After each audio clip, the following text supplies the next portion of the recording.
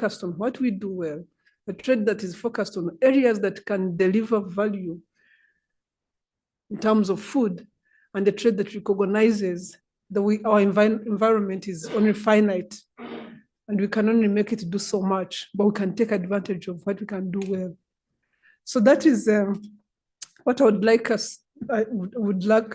to leave you with as we look at how we achieve the SDGs. By the way, we are only at 11%, 6 years in, with 6 years to go, we're at 11% of SDGs. But the opportunity still remains. If we can move markets and trade, we can move farmers, we can move businesses, and we can move food security, and we can do well by the environment. So this cracks. Here in this room, we have the biggest brains probably in the trade environment in Africa. So we need your help because these farmers need markets and trade to work for them. For us who work in the agricultural sector from a productivity perspective, we need trade to work. We need your help. So please, people. Usman, what are we going to do? That's your question. Okay, thank you. Thank you.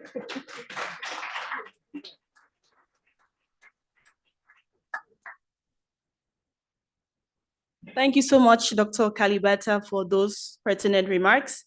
And now I will invite our next speaker joining us online, Dr. Godfrey Bahigwa, Director of the Department of Agriculture, Rural Development, Blue Economy and Sustainable Development at the African Union Commission. Dr. Bahigwa, over to you. Thank you, Lai. Apologies for joining a little bit late. I was finishing another important meeting here. All the protocols observed. Let me begin by thanking Academia 2063 for inviting me to be part of this meeting and make remarks at the launch of the Africa Trade Monitor 2024. I also want to thank Academia 2063 for this dedicated annual effort for the last 7 years to produce and share the report. The report is a rich source of evidence that helps us to understand the progress in intra-Africa agricultural products, one of the 7 Malabo CAADP objectives. This report helps us to understand the likely impact of climate change on the production and trade of different groups of food products on the continent. Climate change has been identified as one of the key drivers that will shape Africa's agri-food systems in the coming decades. As you may be aware, the African Union is in the process of finalizing the formulation of the post-Malabo CAADP Strategy and Action Plan 2026-2035. Academia 2063 was requested by the AU Commission to coordinate the work of technical working groups to undertake research and analysis on 13 thematic areas. The work of the technical working groups was completed on time and has been used to shape the priorities for agri-food systems transformation in Africa for the next 10 years. Academia 2063 was the convener of the technical working group on mitigation and adaptation to climate change of agri-food systems in Africa, which is a subject of the Africa Agriculture Trade Monitor this year. And I see that the work of the report was used by the technical working group, and we in turn have used that report in the formulation of the CAADP Strategy and Action Plan. This highlights the value that the African Union attaches to evidence-based policy and strategy formulation. I have looked at the executive summary and conclusions of the report and have seen some key points in there, and I think I will highlight 2 or 3. The report points to the importance of increasing intra-Africa trade in fertilizers in order to reduce the agricultural productivity gap. This matter was emphasized during the Africa Fertilizer and Soil Health Summit in May in Nairobi, Kenya, in addition to calling for increased production and distribution of fertilizers on the continent. Second, The report also points out that Africa produces relatively few fruits and vegetables that have a revealed comparative advantage and benefits from high global demand. And the report says this is a key finding that requires attention. I'm happy to say that the CAADP strategy and action plan that we are finalizing is addressing this matter under strategic objective number 1 on increasing sustainable food production, agro-industrialization, and trade. The focus on agro-industrialization is meant to increase value addition to our agricultural products to facilitate trade regionally and internationally.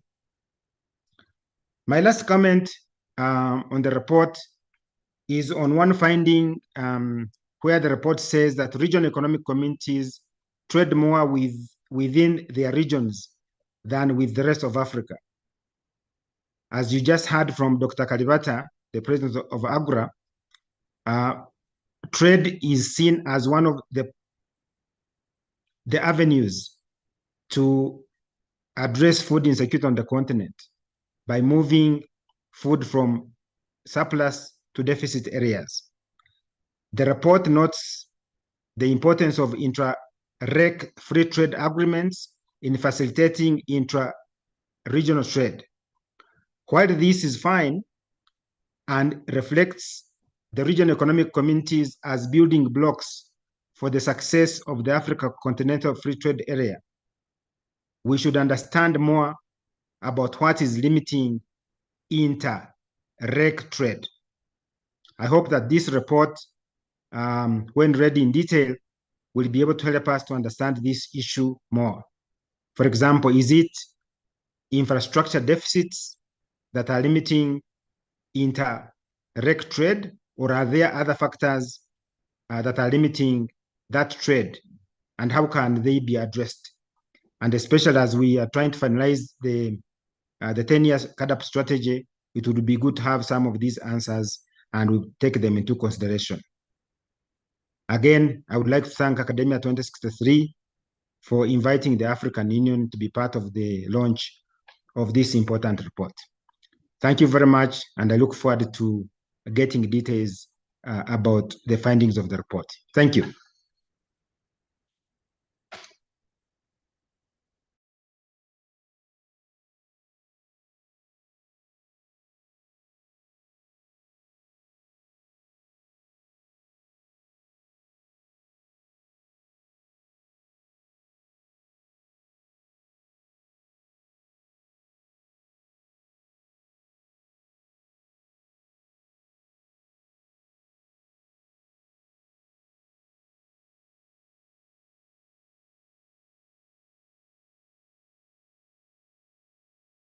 Did anybody hear me? I heard you, Godfrey. Okay, all right. At least one person heard me.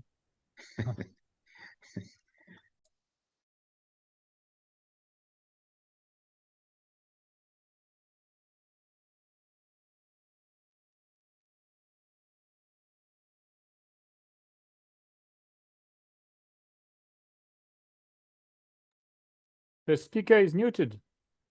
Yes, we cannot hear the speaker.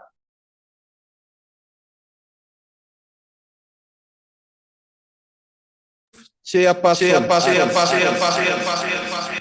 at Academia 2063, representative of government, development partners, and private sector organizations present here today, or protocols observed. It is my pleasure to participate in this event where we launch the 7th edition of Africa Agriculture Trade Monitor, and I am delighted to welcome you all. Exploring the climate change and the trade nexus is the theme coined to guide our deliberations today, and I'm very delighted. I'm very pleased to speak to you today on this crucial and pressing topic. Today's discussions will focus on the findings and the policy implication of the 2024 Africa Agricultural Trade Monitor, AATM, a report dedicated entirely to African agricultural trade and the policies.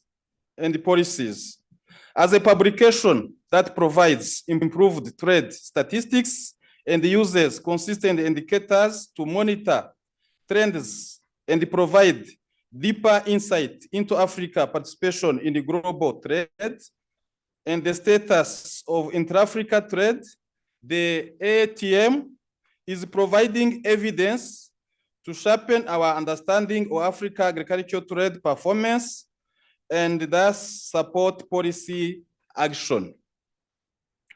Africa is severely affected by climate change. Increasing greenhouse gas emissions are disrupting ecosystem worldwide, illustrated by rising temperature and ocean levels, acidification of oceans, and even reduced available arable land. These events have led to significant negative consequences for natural resources and infrastructure, as well as for labor productivity and the well-being of the populations. Meanwhile, Africa has continued to lead with increasing food insecurity in the wake of recent global crises, including COVID-19 pandemic, the Russia-Ukraine war, and the resurgence of protectionist policies in key agri-food supplying countries. How can trade play a role in mitigating the impacts of climate change? This report tackles the impact of climate change on Africa agri-food trade patterns with topics such as the carbon footprint of agri-food trade, intra-Africa trade in virtual water, and the fruit and vegetable value chains. The 2024 AATM presents evidence to demonstrate that trade can also serve as mechanism for adapting to natural disasters. At the same time, we run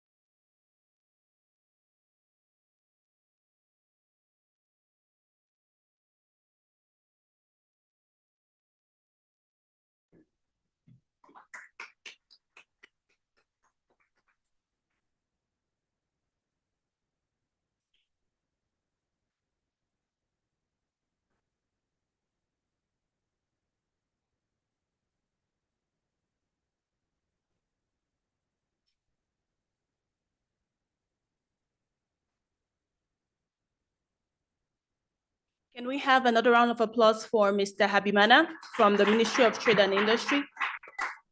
Thank you so much. We are moving on to the second part of the event, where we want to get some insights into the findings from this report and to present the key findings from the latest AATM. Please welcome Academia 2063's Executive Chairperson, Dr. Usman Badian.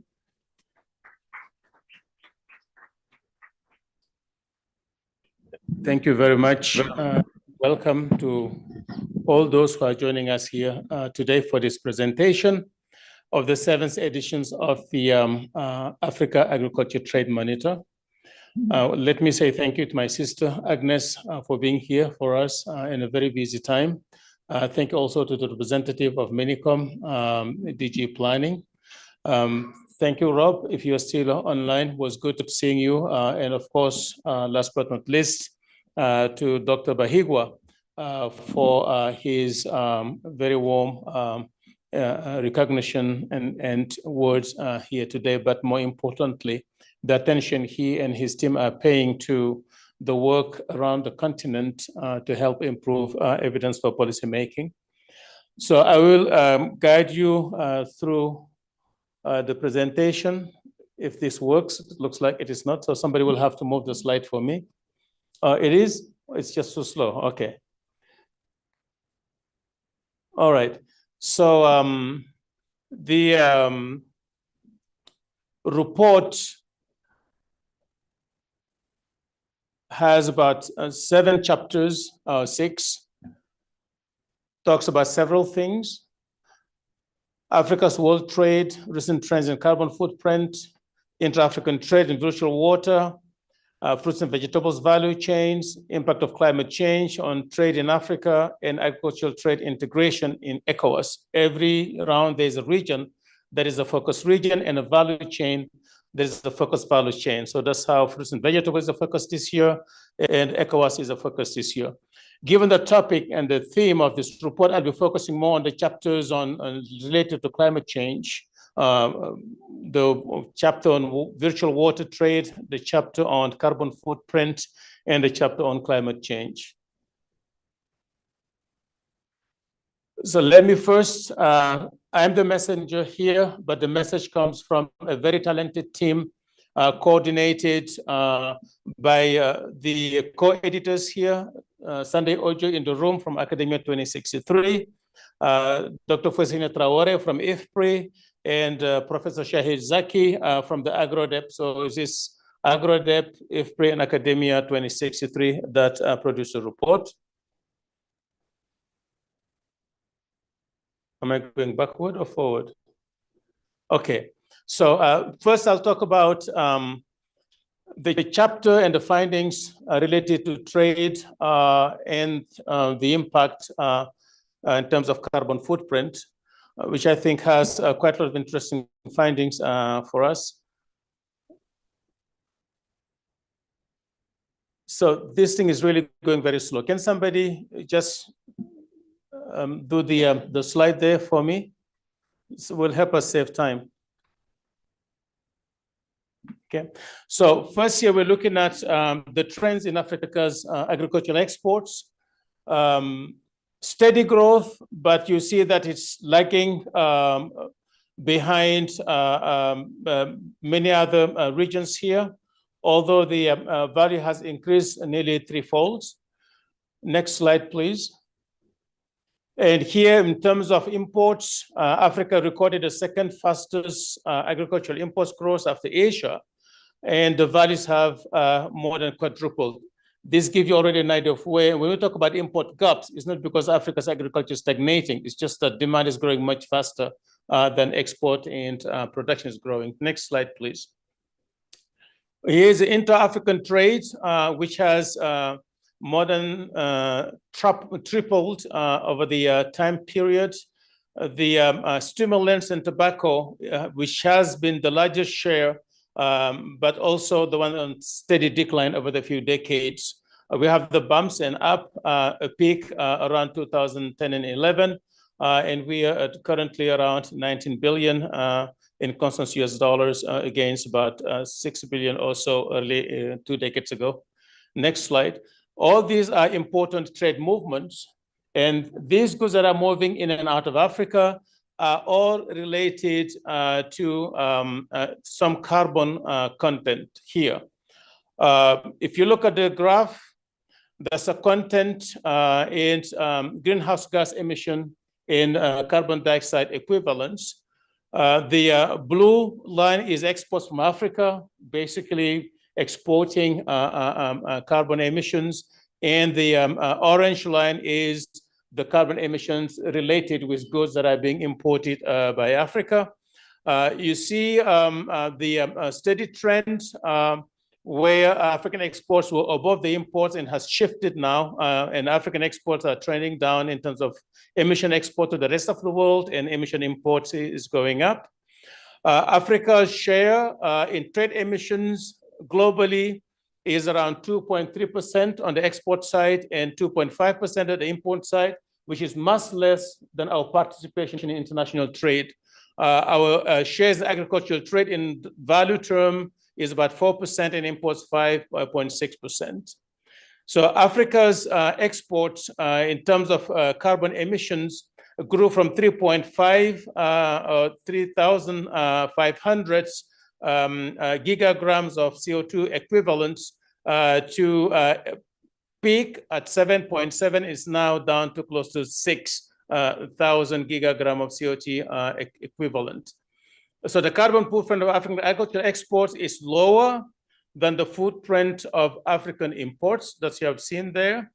Growing GHG emissions in imports and the declining emissions content of exports, if you see the growth rate, so there's some dynamics there, all right?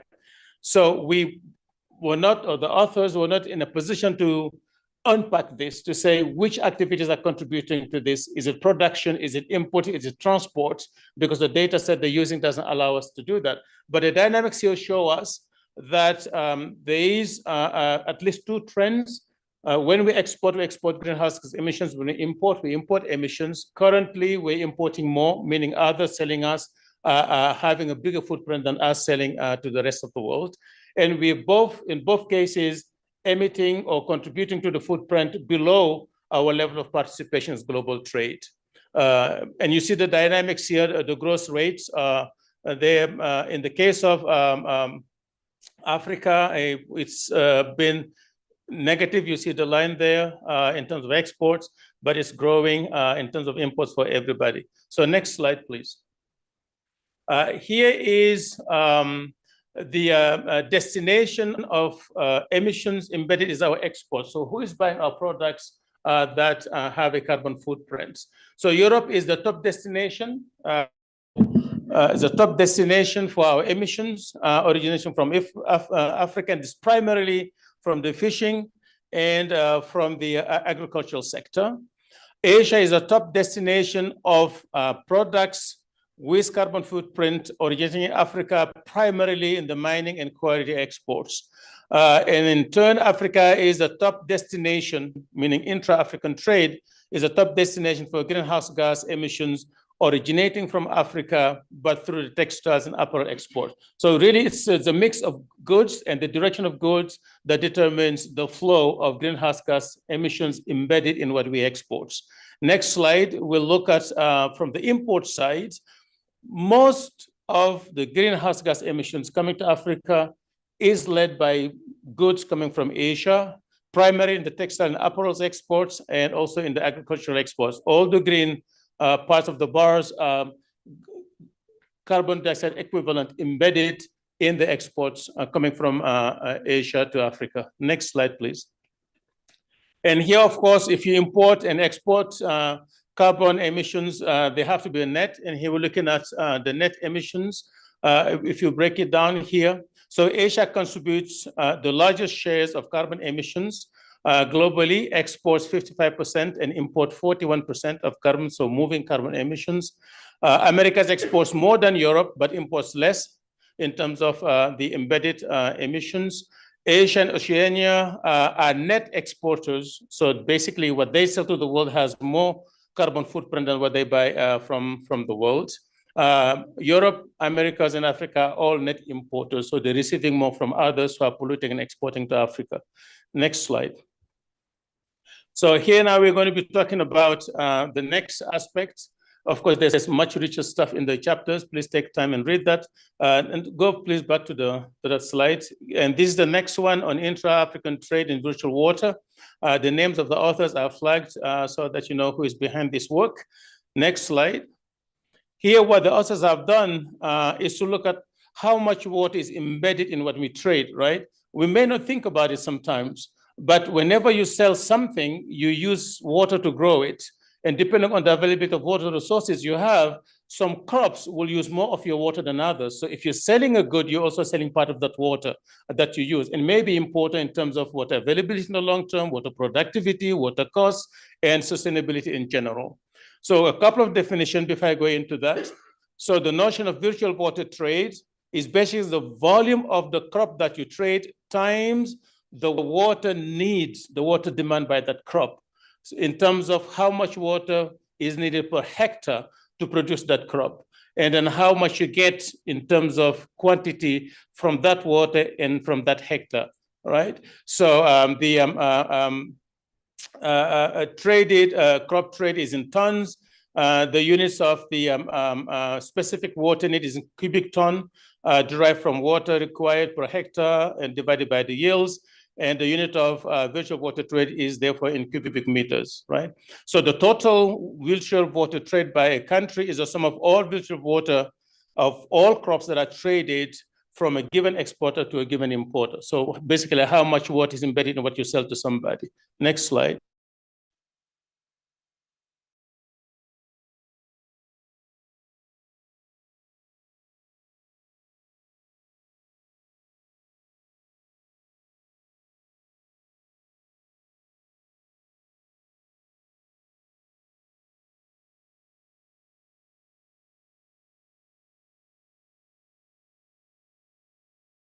Products, because if you have water scarcity, you just from somebody else has water.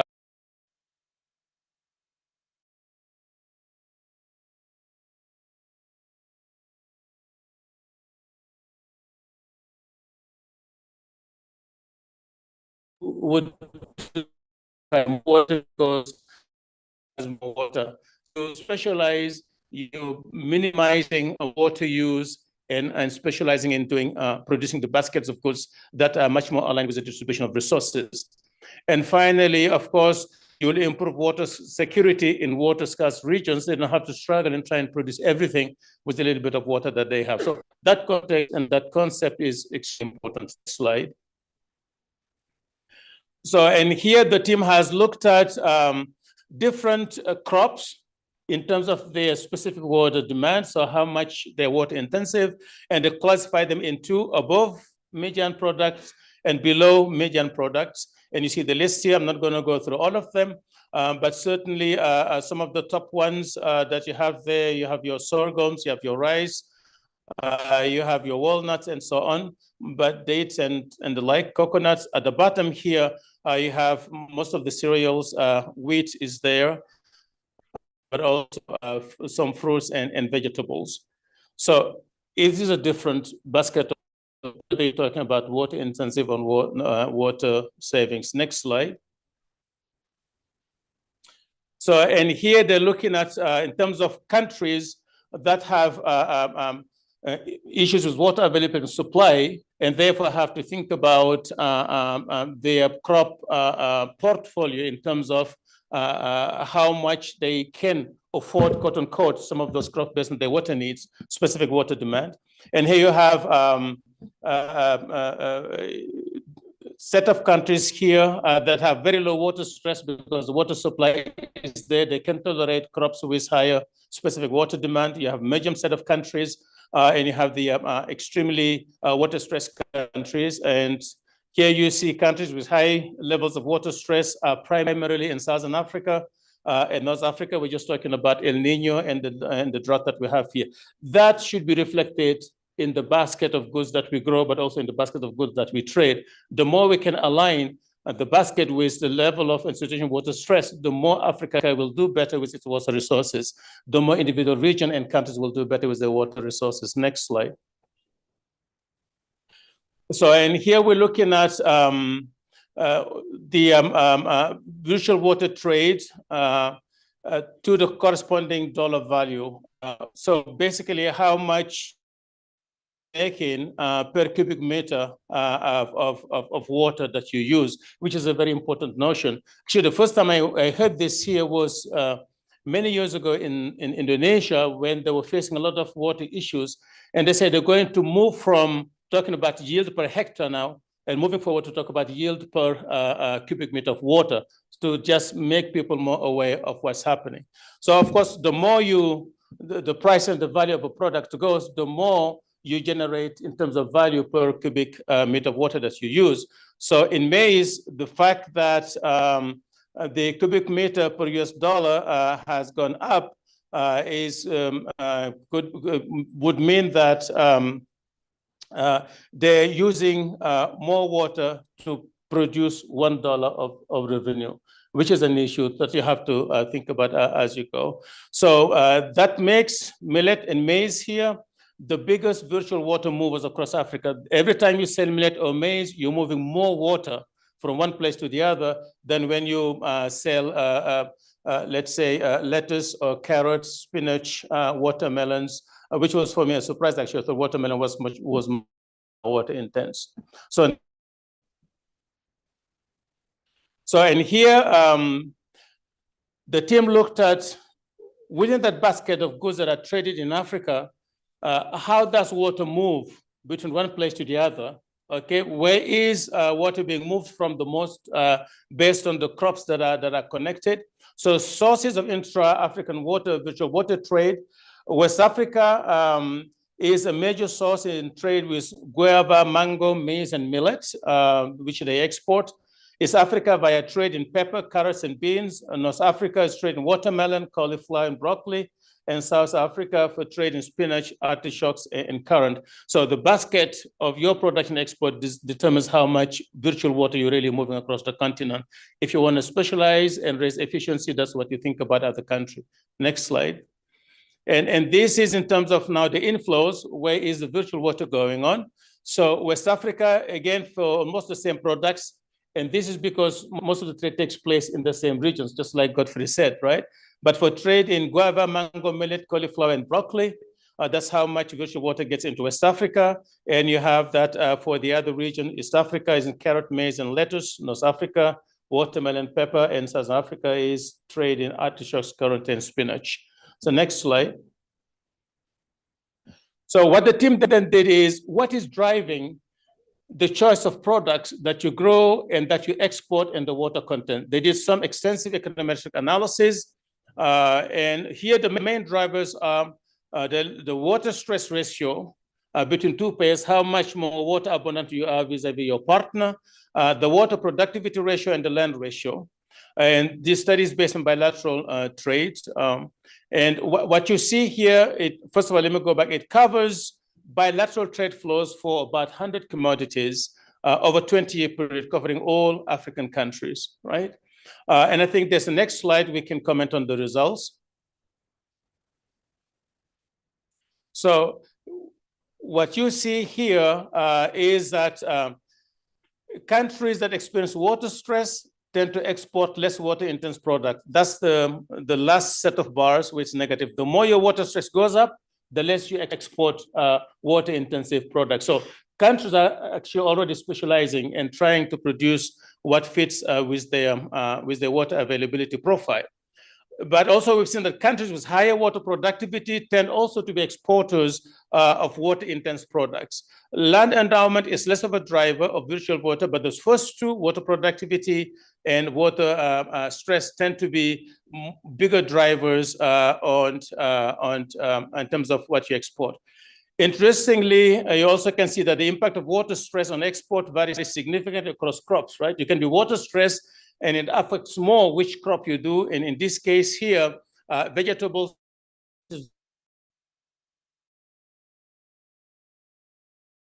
in vegetables, which is normal. So next slide.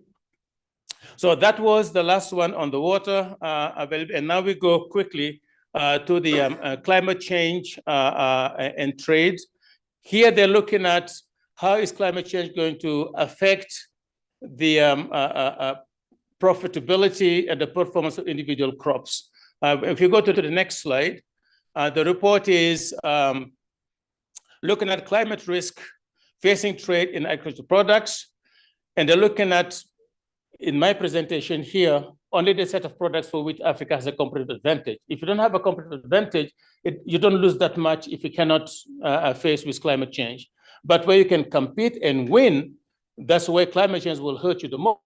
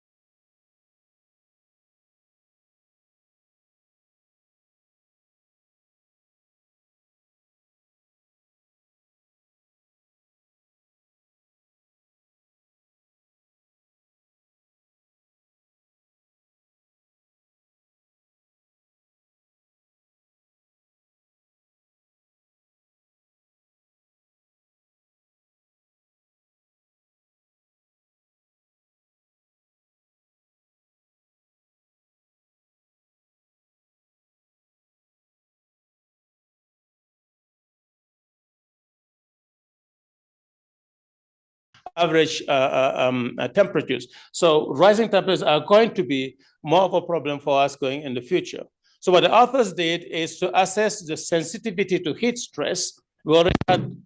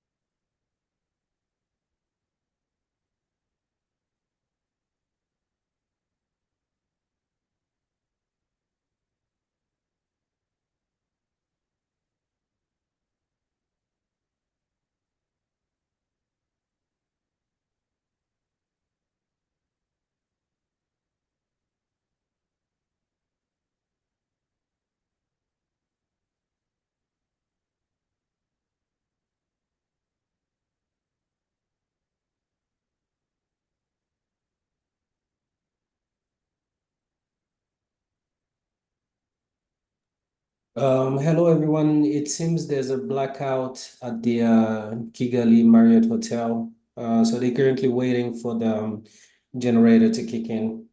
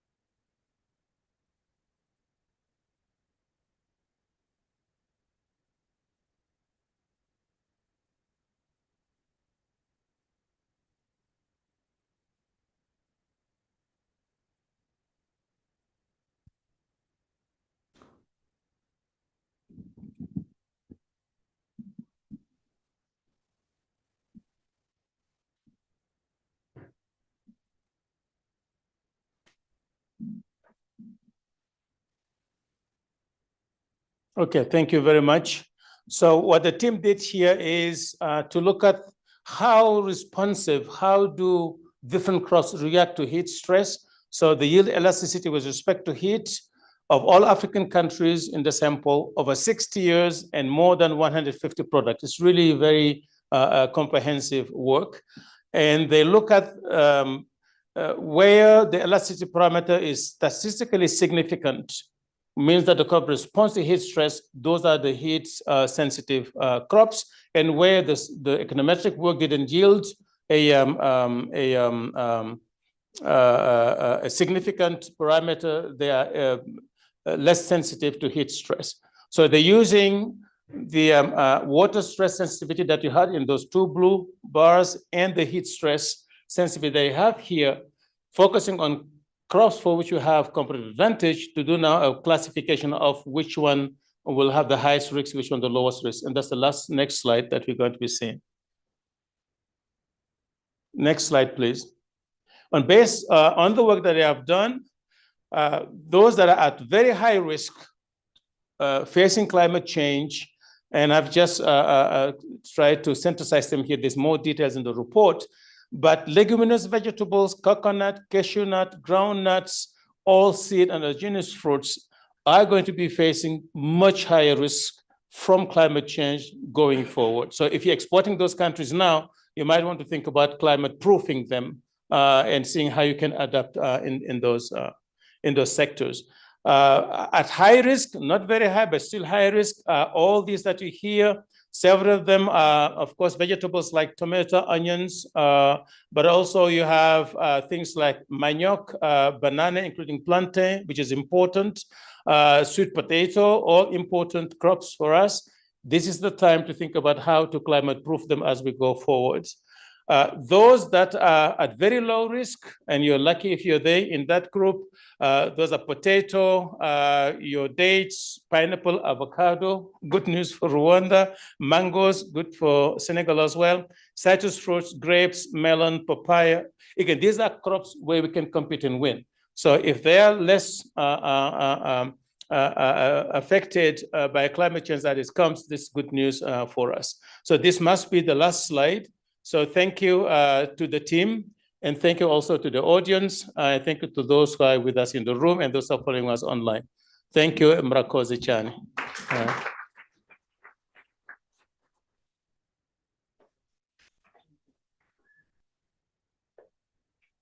Thank you, Dr. Bajan. Can we have another round of applause for him? And a special round of applause for all the authors and contributors and editors to the 2024 AATM. I just want to make sure that our colleagues, first of all, apologies, we had an issue with power here at the hotel, but it's back now. I just want to make sure that those online can hear us. Technical team, please help us double check that. We don't want to leave them behind as we move forward to the next part. We will be transitioning to a moderated panel discussion, but before we get there, we would like to show you a very short video which highlights the findings from the AATM 2024 on your screens.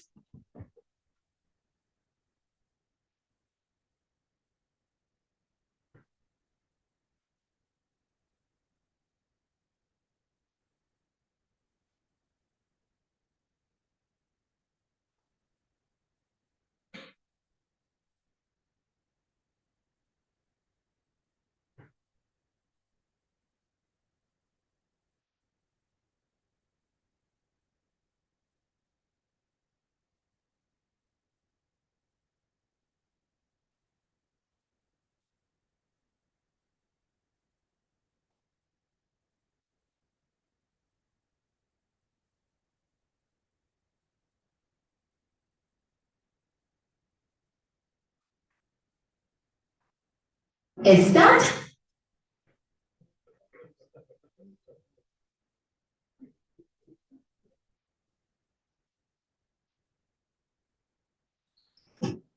It's that time of the year when we take a deep dive into Africa's agricultural trade outlook.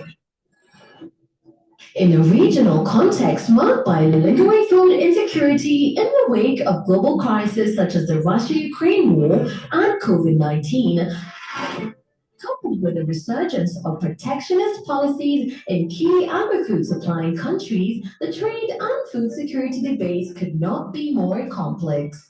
Here's what we know.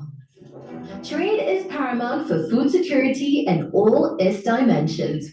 Given the importance of agriculture in African economies and practices such as extensive and rain-fed agriculture, the continent is highly exposed to climate change. The world market in agricultural inputs is highly concentrated, and supply disruptions are recurrent due to geopolitical crises and trade restrictions in exporting countries. Increasing inter-African trade will be critical to reducing the productivity gap between Africa and the rest of the world. To support continental-level policy action, the Africa Agriculture Trade Monitor, AATM, is leading research on trends in African agricultural trade. Published by Academia 2063 and the International Food Policy Research Institute, the annual flagship report uses high-quality statistics to provide a thorough analysis of Africa's agricultural trade in regional and global markets.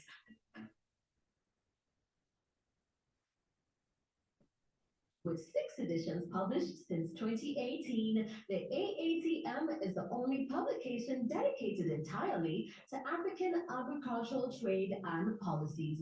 The report aims to strengthen evidence-based policymaking in the sector in support of the comprehensive Africa Agriculture Development Program and Africa's broader development agenda.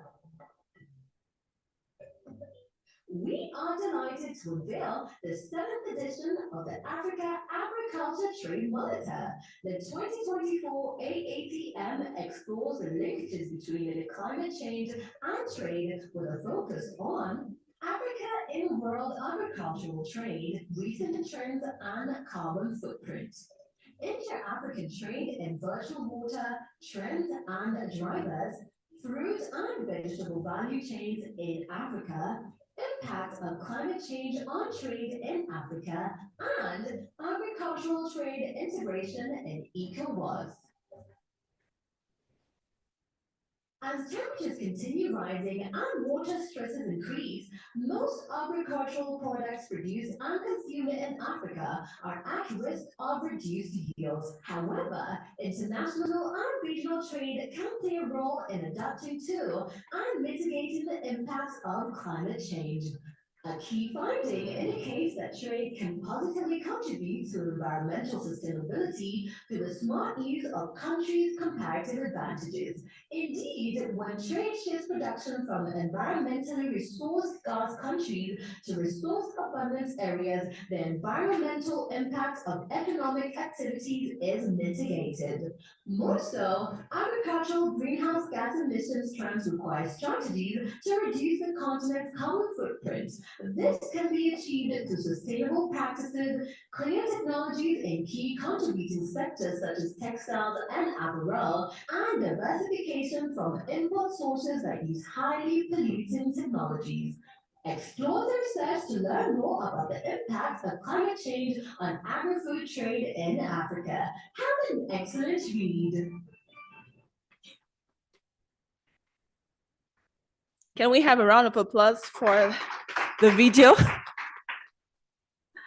Wonderful. As I mentioned earlier, we are about to move to a moderated panel discussion. So let me welcome the moderator, Mr. Claude Bizimana, CEO of the National Agricultural Export Development Board of Rwanda.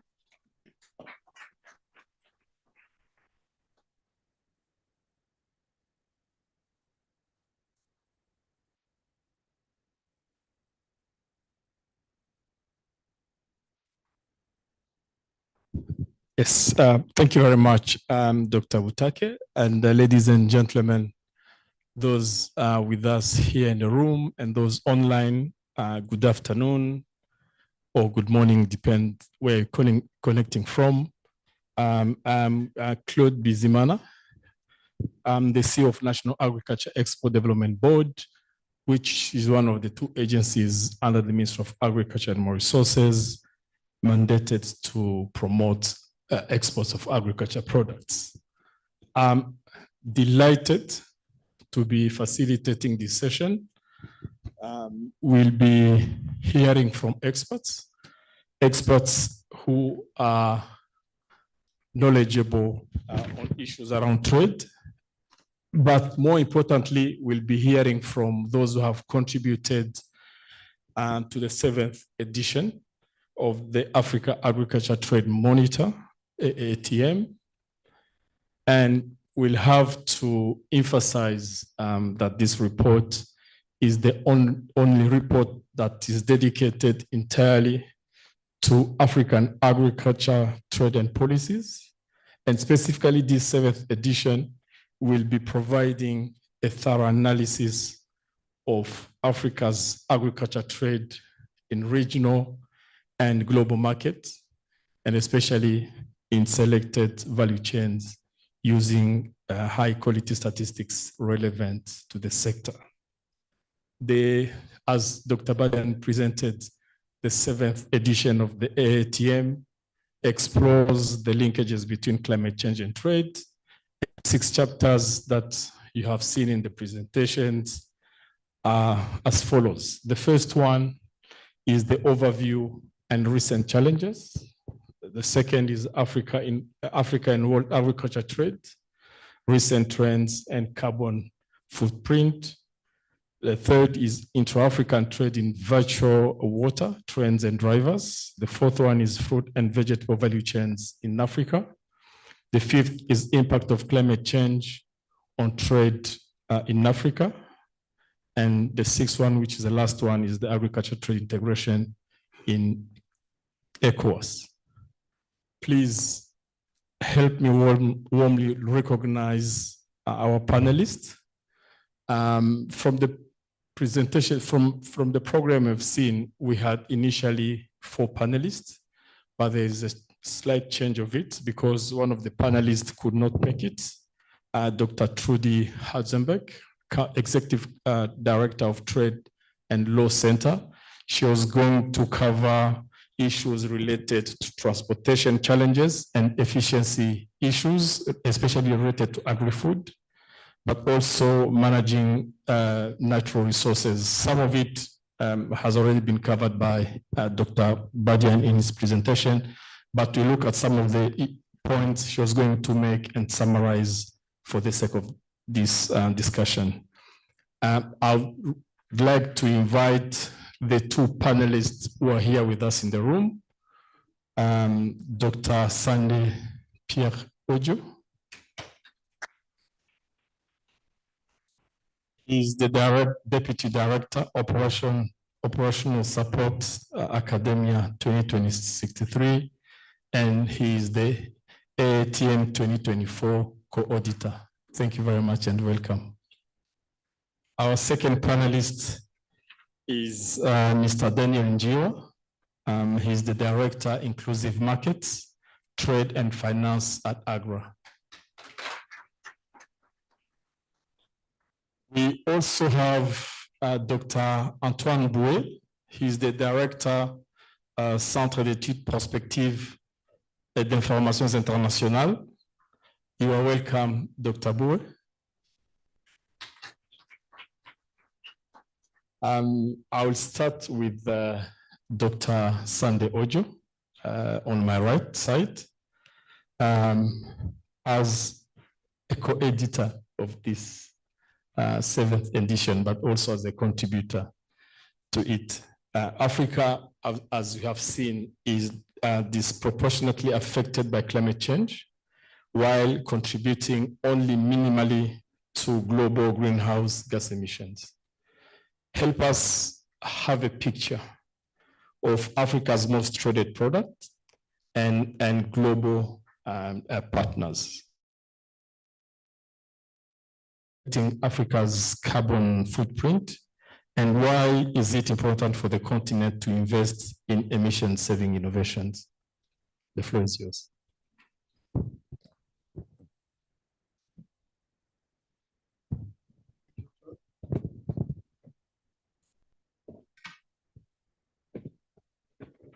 Thank you very much, Claude.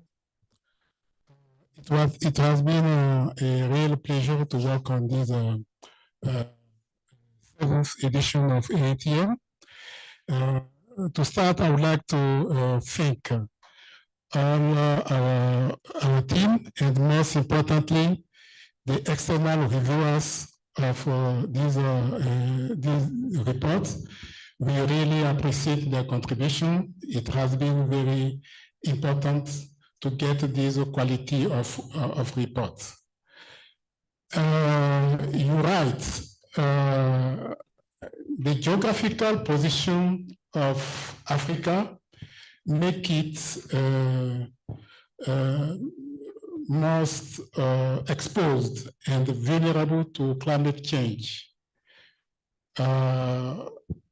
As you can see, most countries are under the tropics and the semi-tropic latitude, and with that, countries face difficulties with rising temperatures, and the consequence may mostly affect agriculture, but also may have some impact in terms of migration.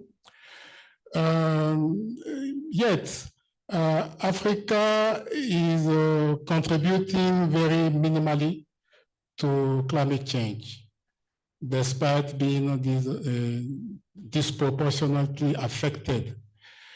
As Dr. Badian has shown, you noted that Africa's contribution to global greenhouse gas emission is only by 2% through exports and 2.6% through imports.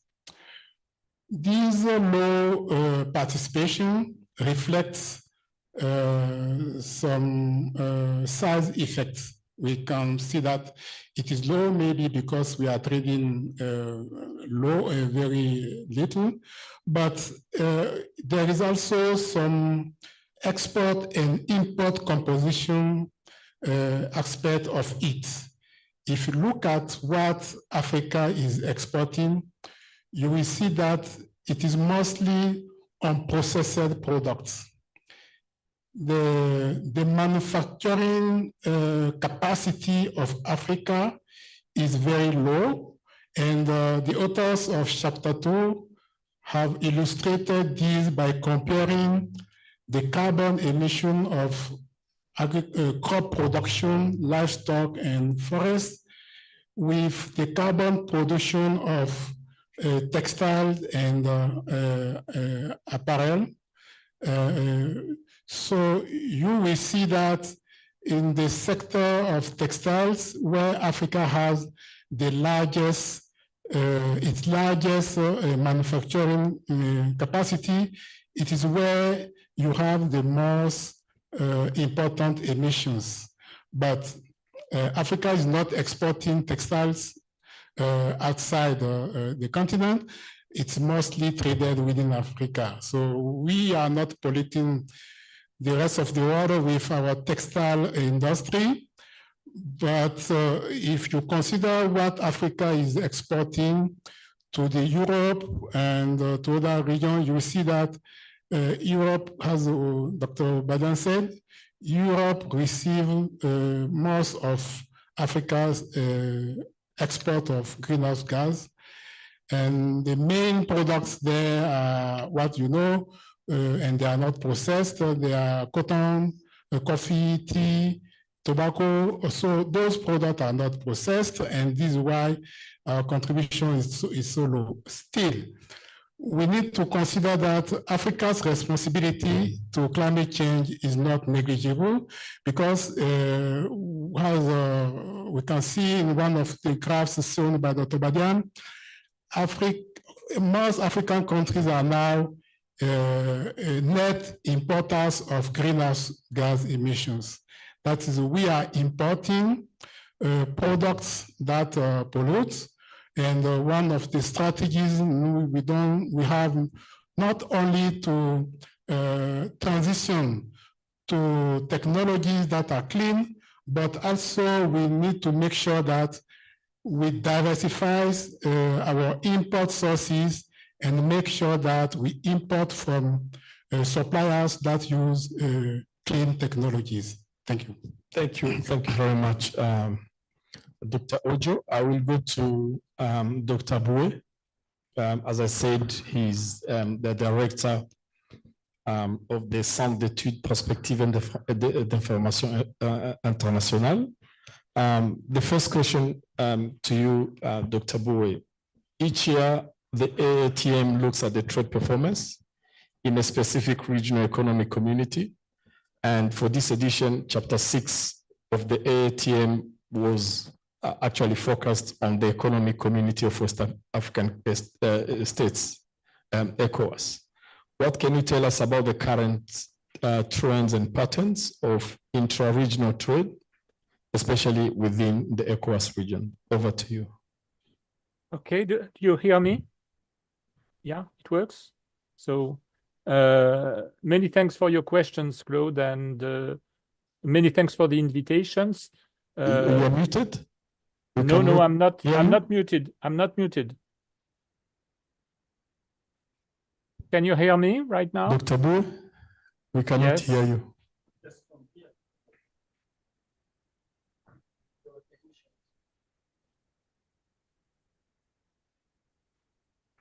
All right. Do you hear me right now? While waiting for Dr. Bue to be able to speak with us. There's a technical team now that is from there. I am not muted, and I think that... That's fine. Let's go to Mr. Daniel Njioa, who is the Director, Inclusive Markets, Trade and Finance at AGRA. The current context is pretty much charged. A lot has happened, from the COVID-19 pandemic to the Russia-Ukraine war. Food security concerns are real for African countries. Against this backdrop, what, in your opinion, should be top priority areas for the continent in terms of agriculture trade? Okay, no, thanks a lot, Claude.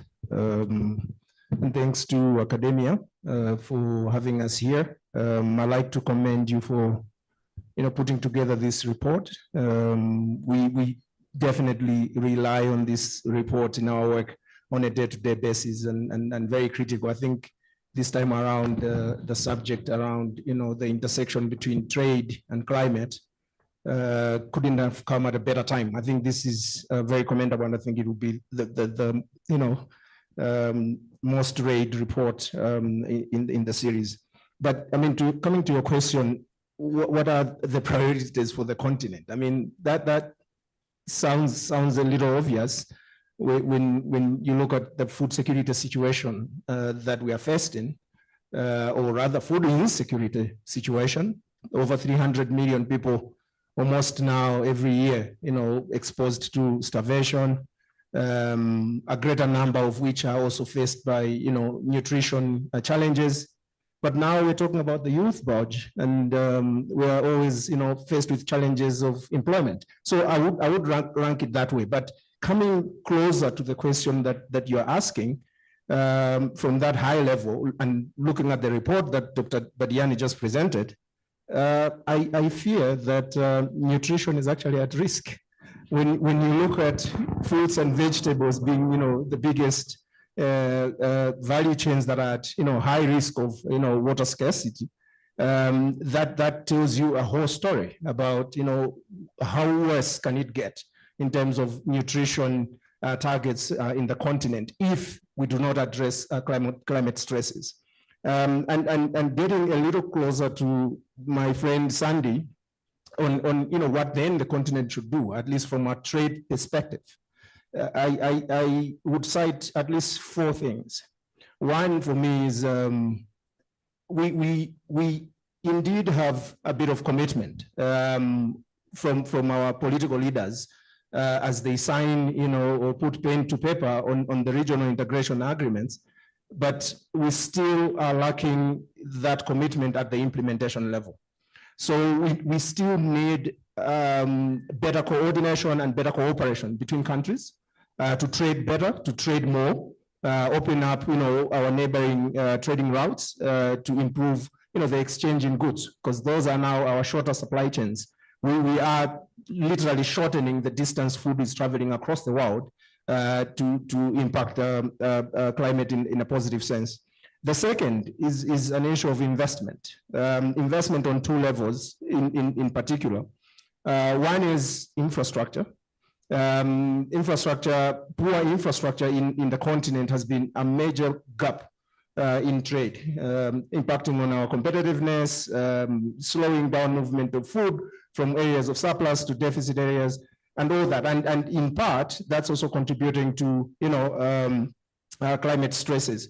But the other side of it is the food that we're importing. The numbers that academia will show you, apart from, of course, the primary grains, commodities, the wheat, the rice, and what have you, we're importing a lot of also processed products. Yeah, things that can be processed locally. We should be able to produce what we eat and process it here. And it is in that processing supply chain where we need to, integrate climate smart technologies for processing, so that we, lower the emissions in the continent. The last point is at the farm level, investments at the farm level, because trade only happens when you produce. And the challenge we've been seeing is competitiveness that's not only impacted by the logistics along the way, moving this product, but also the efficiencies at the farm level in terms of at what cost do they produce a kg of maize on the market. I think we need to work in the investments and technologies that our farmers are using, climate smart technologies, integrated soil fertility management issues that, of course, lower climate stresses, and all of that, so that we improve productivity at farm level and be able to put the product on the market at a much lower cost than anything else. So a number of things that I could cite, but I think for me these are the priorities for the continent to start with right now. Thank you very much. I'll have a follow-up question on that later. Can you go back to Dr. Boe? Can you hear us? Can you? Yes, I hear you, but can you hear me right now? Yes. Now we can hear you.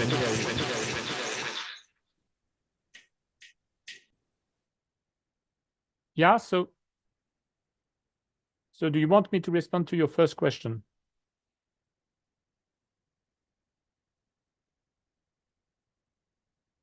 Okay, so many thanks for Claude for these questions, and also many thanks for the invitations. I'm really very pleased to participate in this event, and I'm really happy to see my old friends Sunday and Usman, of course. I would like to say some special thanks to Usman, because he invited me a few years ago to participate in this great adventure, which is AATM.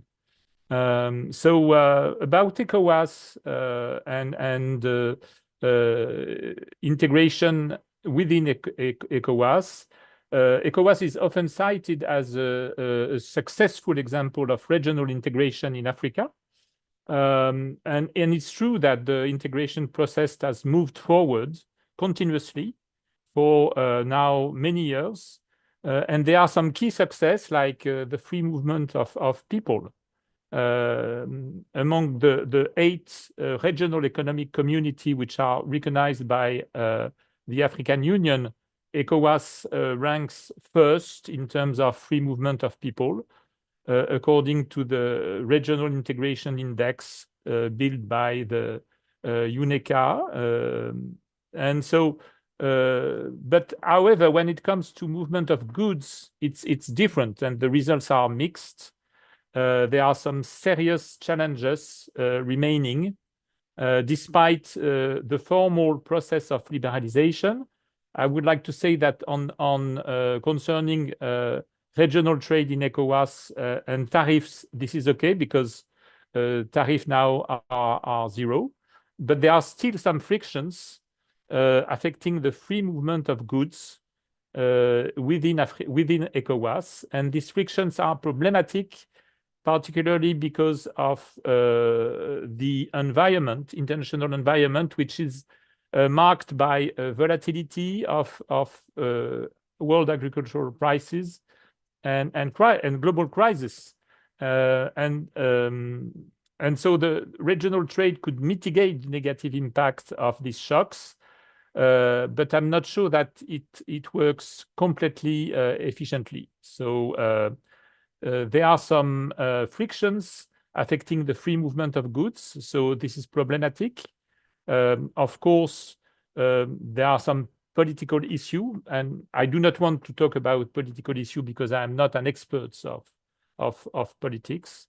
There are the usual suspects like non-tariff barriers, but we do not have much information about non-tariff barriers like, for example, sanitary and phytosanitary measures or quantitative restrictions. Of course, trade infrastructure is problematic in ECOWAS. But you have also, specifically to ECOWAS, the monetary integrations, which is not completed. ECOWAS is made up of 15 countries, 8 of which share a single currency, but there are 7 other countries which have their own 7 other countries which have their own currency. So we know that in trade that monetary integrations is really important for trade. So there are some progress to be made on this dimension. Another challenge is the fight against corruption. There are still some corruptions along the trade corridor in ECOWAS, and it implies a substantial cost of trading. I would like to say that there are still some challenges concerning statistics, even if there are some progress on this issue. And of course, in the long term, the big issue is productive transformations of the region.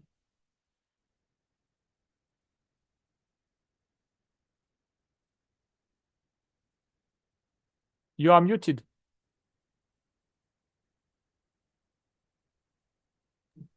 The research indicates that agricultural trade within the ECOWAS region tends to be more introverted than extroverted. What opportunities do you see for strengthening intracontinental trade? And how can the African Continental Free Trade Area be leveraged to support this? Yeah, it's a good question. And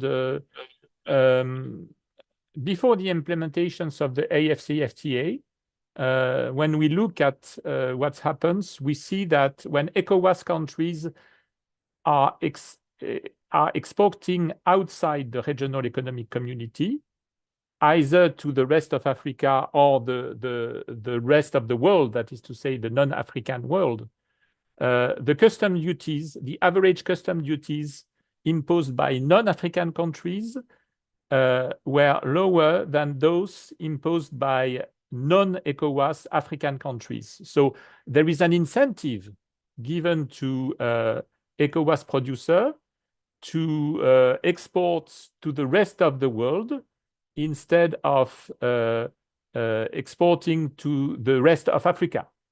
And I think that in this issue, this is going to change with the implementations of the African Continental Free Trade Area, concerning, of course, the tariff issue. But this is not the only tariff that matter. There are also non-tariff barriers and trade infrastructure, which are really important. And of course, we have to keep in mind that the trade flows depend not only on trading costs, but also on the productive capacity of exporting countries and the absorption capacity of importing countries. I'm saying this because when we look at the level of intra-regional trade or intra-continental trade, we have to keep in mind that if the level of trade is relatively low, this may be not because of barriers to trade, but because of the productive and absorption capacity of the exporting and the importing countries. I would like to say that NTBs matter, and we do not have much information on NTBs, and this is a big issue. And I would like also to insist on the fact that the quality of data, trade data, has to be improved. This is really important. When economists or officials are using this official data, they have to operate a statistical treatment in order to improve the quality of this data. And this is done at the level of AATM. So congratulations on that. We are doing something which is similar at CEPI in Paris. But I would like to insist on the fact that this is really important. And it is also really important to use the right trade indicator, because we must have high quality data, but also we must construct with this data unbiased trade indicator. And this is, I think, something which is done from the beginning at AATM. And for example, in order to show that trade in ECOWAS is more introverted than extraverted, we have constructed some appropriate and coherent and consistent trade indicator. And this is really important. Thank you. Very much, Dr. Boy. We'll go back to our panelists who are here with us. So at any time, Dr. Boy, you can just log off. We are told that you have another meeting. Go back to Mr. Njio. Despite the disruption and after effects of COVID-19 pandemic, the latest AATM indicates that intra-African agriculture trade has already reached a new high of $17 billion US, finally surpassing its previous 2013 peak, which was reached after a tripling of growth the decade prior. What are some of the policies, or what policy options do we have in terms of exploring or accelerating this growth? Thanks very much. As they say, we need to count even small wins. I see you're highlighting 17 billion. But if you put that in context, it's actually still very low compared to what we're actually, importing that we're able to produce. Numbers range between, 30, 50, 100 billion, depending on what you're looking at and in terms of the product that you're looking at. But simple products like, rice, soybeans, wheat, and maize probably, already come to $30 billion of imports annually. And this is something that we can do internally if we sort out certain things in the continent. So if you ask me what sort of policies we need to put in place to ensure that we steadily increase this intra-Africa agriculture trade, it's simple. I mean, Dr. Bue mentioned and cited a number. We have been talking about NTBs, non-tariff barriers, like since a few decades now.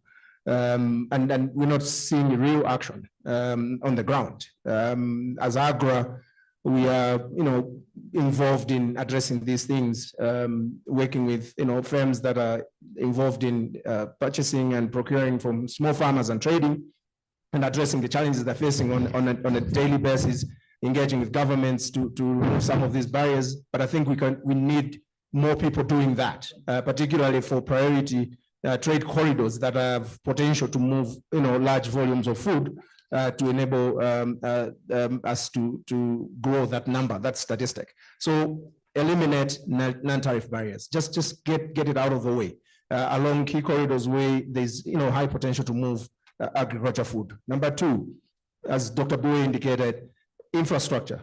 Let's sort out our rail. Let's sort out our roads. Handling and transshipments are having increasing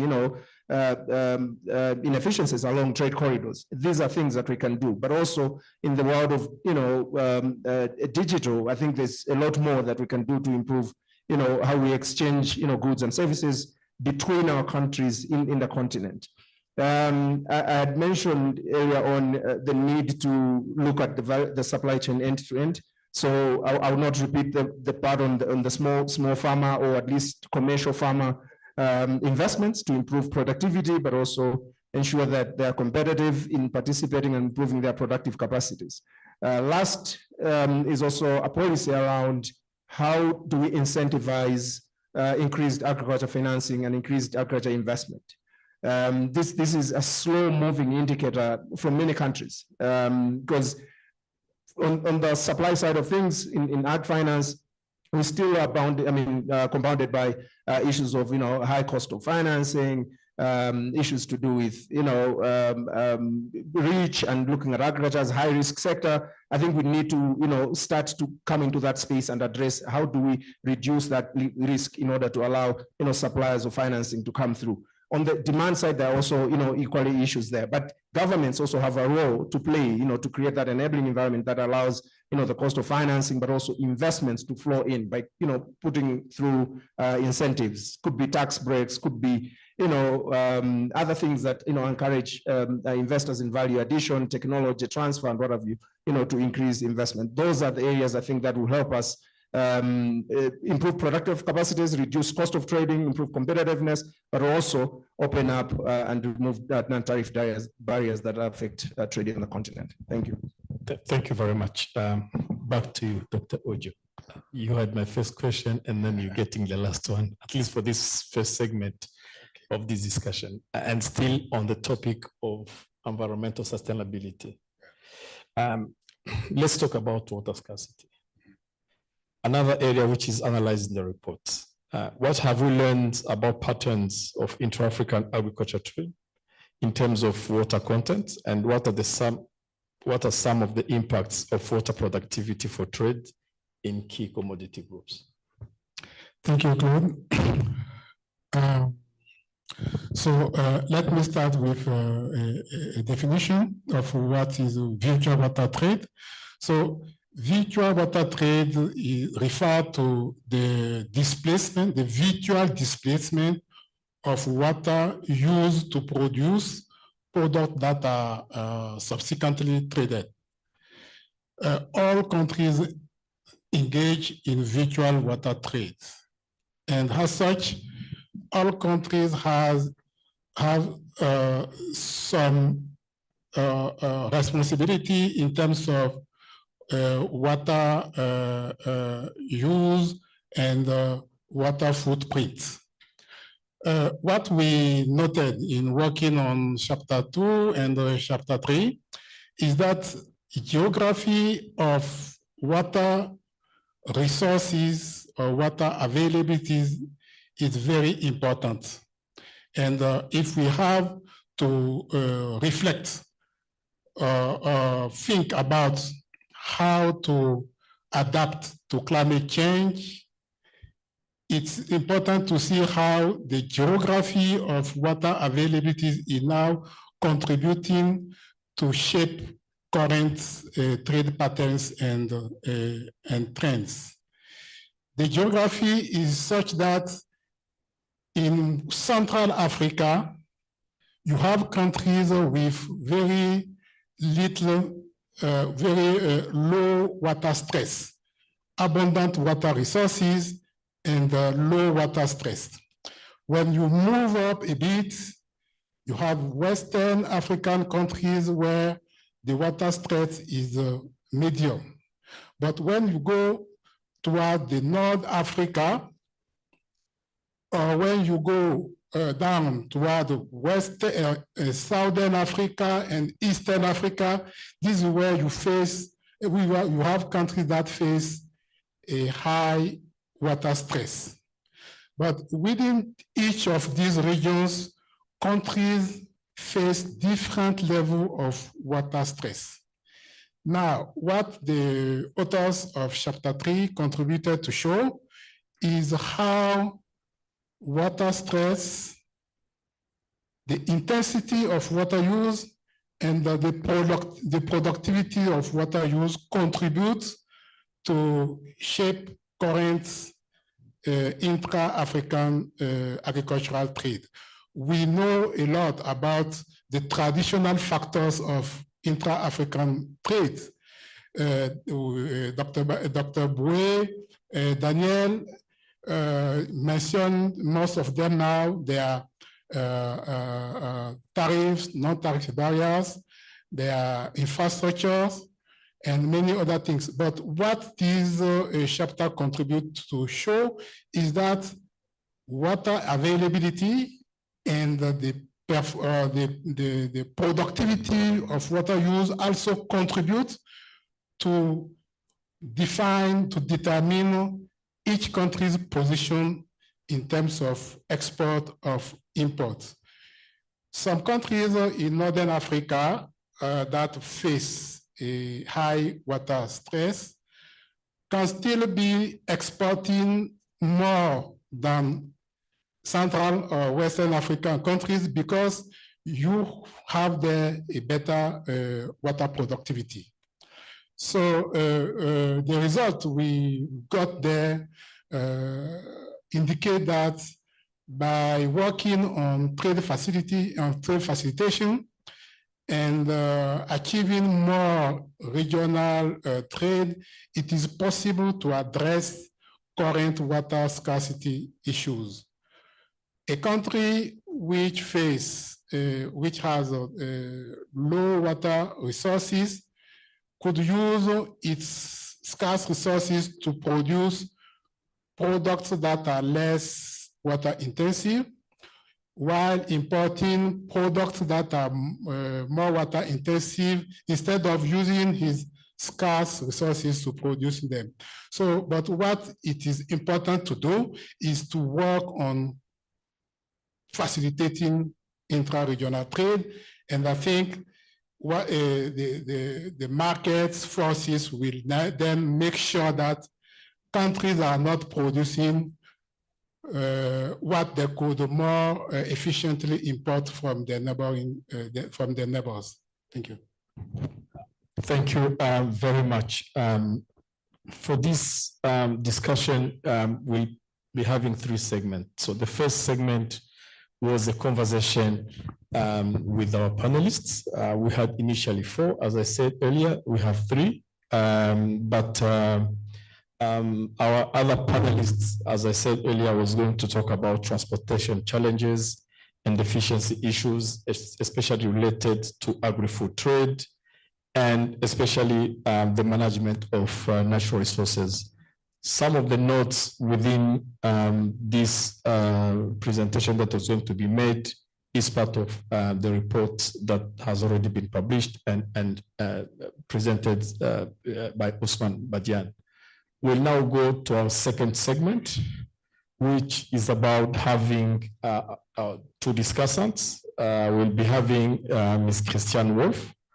She's the counselor, World Trade Organization, and Dr. Yuba Sokona, who is the former vice chair, Intergovernmental Panel on Climate Change, IPCC in short. We go to Ms. Christiane Wolf, presentation that you've heard about what Ousmane has presented briefly about the AATM 2024. You've listened to our panelists on different topics, and we know that Chapter 4 of the AATM provides a detailed analysis of Africa's participation in fruit and vegetable value chains.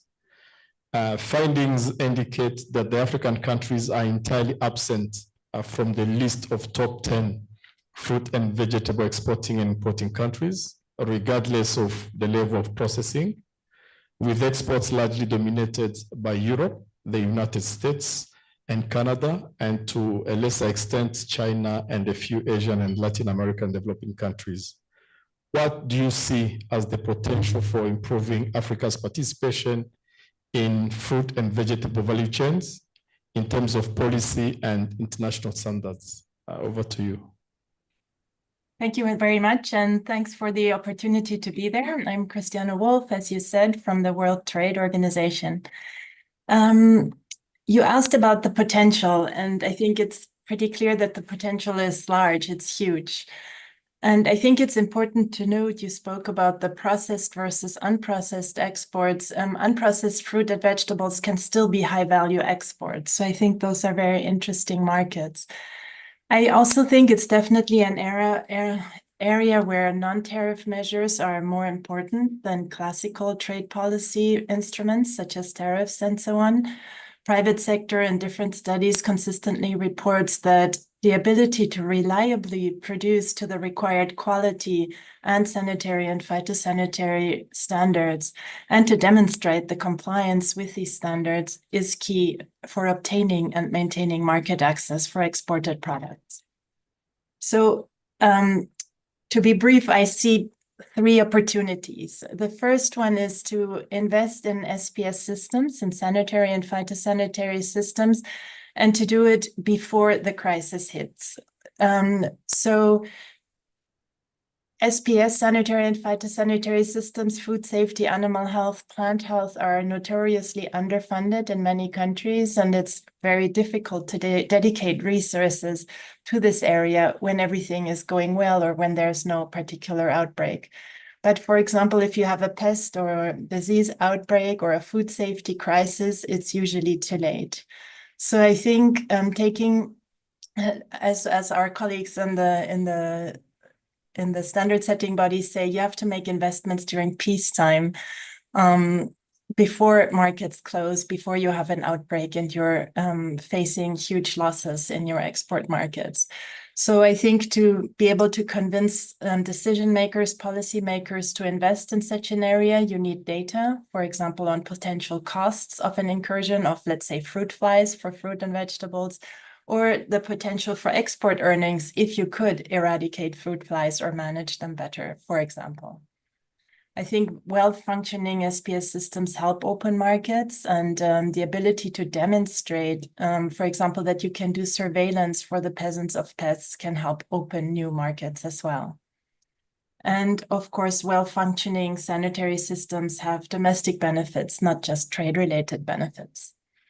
The second area I wanted to highlight as an opportunity is PPP, public-private partnerships. So I mentioned the need to invest in the public side of the equation, but voluntary third-party assurance schemes play an important and growing role in trade in fruit and vegetables. And I think while strong, competent authorities are key, work, for example, by the Standards and Trade Development Facility shows that engaging the private sector is key to stimulate innovation, leverage knowledge and resources, and it can even help in addressing SPS infrastructure deficits. And then third, I wanted to mention the use of international tools, including those available where I work at the WTO and the standard setting bodies. I think as we are starting the discussion of, for example, the effects of climate change on sanitary and phytosanitary measures, as well as, the implications, we do need more African voices to help set the agenda for these discussions here in Geneva, but also in the regions. And there's no need to replicate some of the tools, for example, in the regs. There are tools available, for example, to increase transparency of import requirements. There are ongoing discussions on tools and technologies, including for dealing with climate change. And I think those don't need to be replicated. Internationally agreed instruments can play a key role in opening markets and maintaining market access, but you have to be active in using them. So to take a look at the active participation of the African continent in this area, I took a look at some of the numbers. There has been a big growth in notifications, for example, of new sanitary and phytosanitary measures to the WTO. If you look 20 years ago, there were 6 notifications in 2003 from the entire African continent. 10 years ago, there were 40, and then last year there were over 400, and some African countries were among the most active notifiers of new sanitary and phytosanitary measures of the entire WTO membership. So it has grown by orders of magnitude. And I think this is really important because improving transparency about requirements is a huge step towards lowering trade costs. And I think that plays a really big role, not only in international trade and intercontinental trade, but also in facilitating regional trade, where I think some of these information gaps are really big barriers. So using the fora that are available both regionally and internationally to resolve disputes, where there's also very low participation at the moment from African countries, can also be key to resolve some of these barriers that are there. In terms of engagement in Geneva, I think we all know that scarce resources are often a barrier to taking advantage of what is on offer.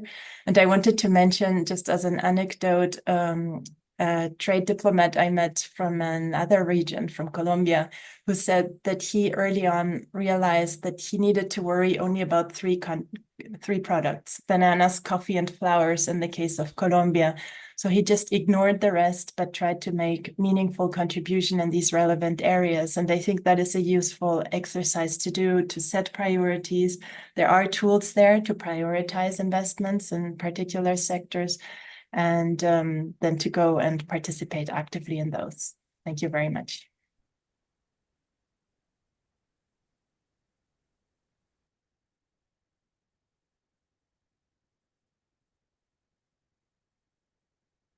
Or discussant, Mr. Takwin Mezahos. He's the component manager, sector project agriculture GSZ. Good to see you, Mr. Takwin.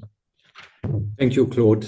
It's very good to see you again. Dr. Sokona, who is, as I said earlier, former vice chair, Intergovernmental Panel on Climate Change.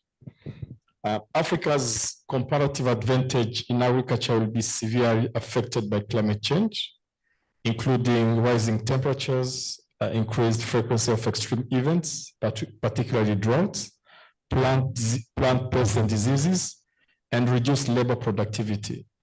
Most agriculture products traded or consumed in Africa appear to be at risk, especially leguminous, vegetables, edible nuts, and oil seeds, vegetables, and some fruits such as apples and bananas.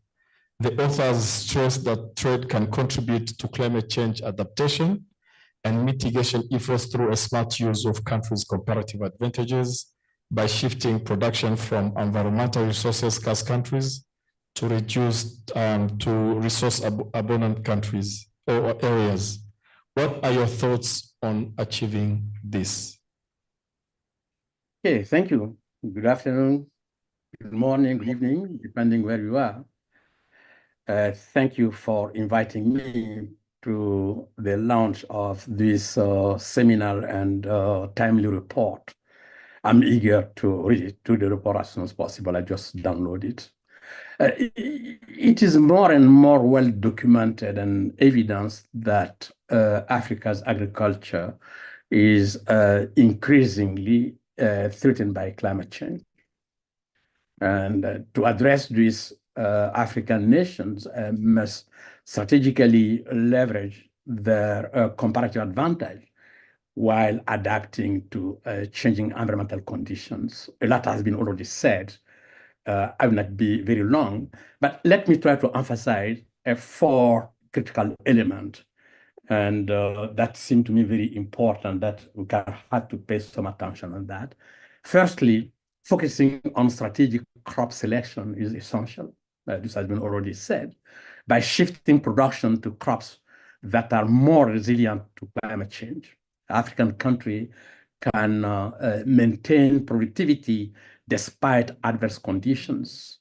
This involves selecting drought resistance and pest-resistant varieties, and investing in research and development, and then to innovate further.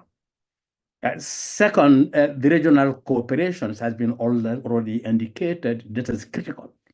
And by strengthening regional trade agreements, African countries can align their agricultural outputs with the strength of different regions, optimizing resource use and ensuring food security across the continent. This approach will require, I think this has been already indicated, substantial investment in what is has been forgotten, the rural development, including, this also had been said, infrastructure, irrigation, and flood control, energy, this is fundamental, critical, logistics, transportation and storage, processing facilities, sanitation, and other technical capabilities, and then to reduce post-harvest losses and ensure that good risk market efficiently. The third element is the sustainable agricultural practices. As a key component, because of practices such as conservation agriculture, agroforestry, and integrated pest management can ensure resilience to climate change while reducing environmental impact. These practices should be supported by including policies that empower smallholder farmers, women, and youth who are crucial to Africa agricultural sector. I was discussing with a friend a few weeks ago, and then look at small-scale farming systems in Mali here. Basically, if you look at the practice, the approach, and then the techniques, most of them are back to the end of the 19th century. We are in the 21st century with artificial intelligence, and I think that we need to focus to think of that. And then finally, the fourth element is international cooperation and climate finance, and that will play a vital role in supporting African adaptation efforts, provided that a work has been done at national level. Because many said we need funding, but if you look at clearly, there is not a project there, a bankable project, and that's very important. That require the building capacities, mobilizing capacity. And by addressing global fund and engaging in South-South cooperation, African nations can build their capacity and infrastructure needed and then to respond effectively and then to climate challenges. I would also try to argue that trade is a relevant factor, but it is not the fundamental solution to Africa's food deficit and food insecurity. And what Africa needs are strategic investment in food sovereignty and agroecology at the national, regional, and Pan-African level. Intra-trade can be an important component of regional food sovereignty strategies, and then to leverage the complementarity of resources and capacities of countries within the region, regional blocks. In summary, by leveraging comparative advantages, enhancing regional cooperation, adopting substantial practices, and engaging in international collaboration, Africa can navigate and then the challenges posed by climate change while continuing to harness its agricultural practice, agricultural potential. It's critical, fundamental to invest on education, information, sensibilization, and producing evidence, and then to inform policies, practices at different levels. And then those are some of the issues I just wanted to highlight, repeating what has been already said. Thank you.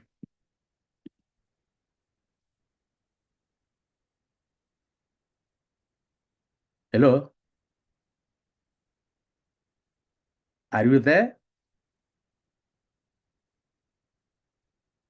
For your presentation. Seems that we lost the. Let's go back to Mr. Takwin Mezaros, who is who is the component manager, sector project agriculture at GIZ.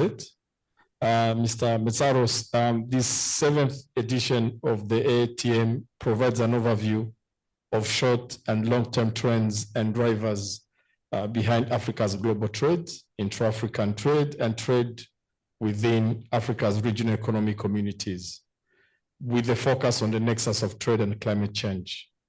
The contribution of trade to food security has been much debated, and recent crises have intensified the debate, and more countries are now calling for food sufficiency and food sovereignty.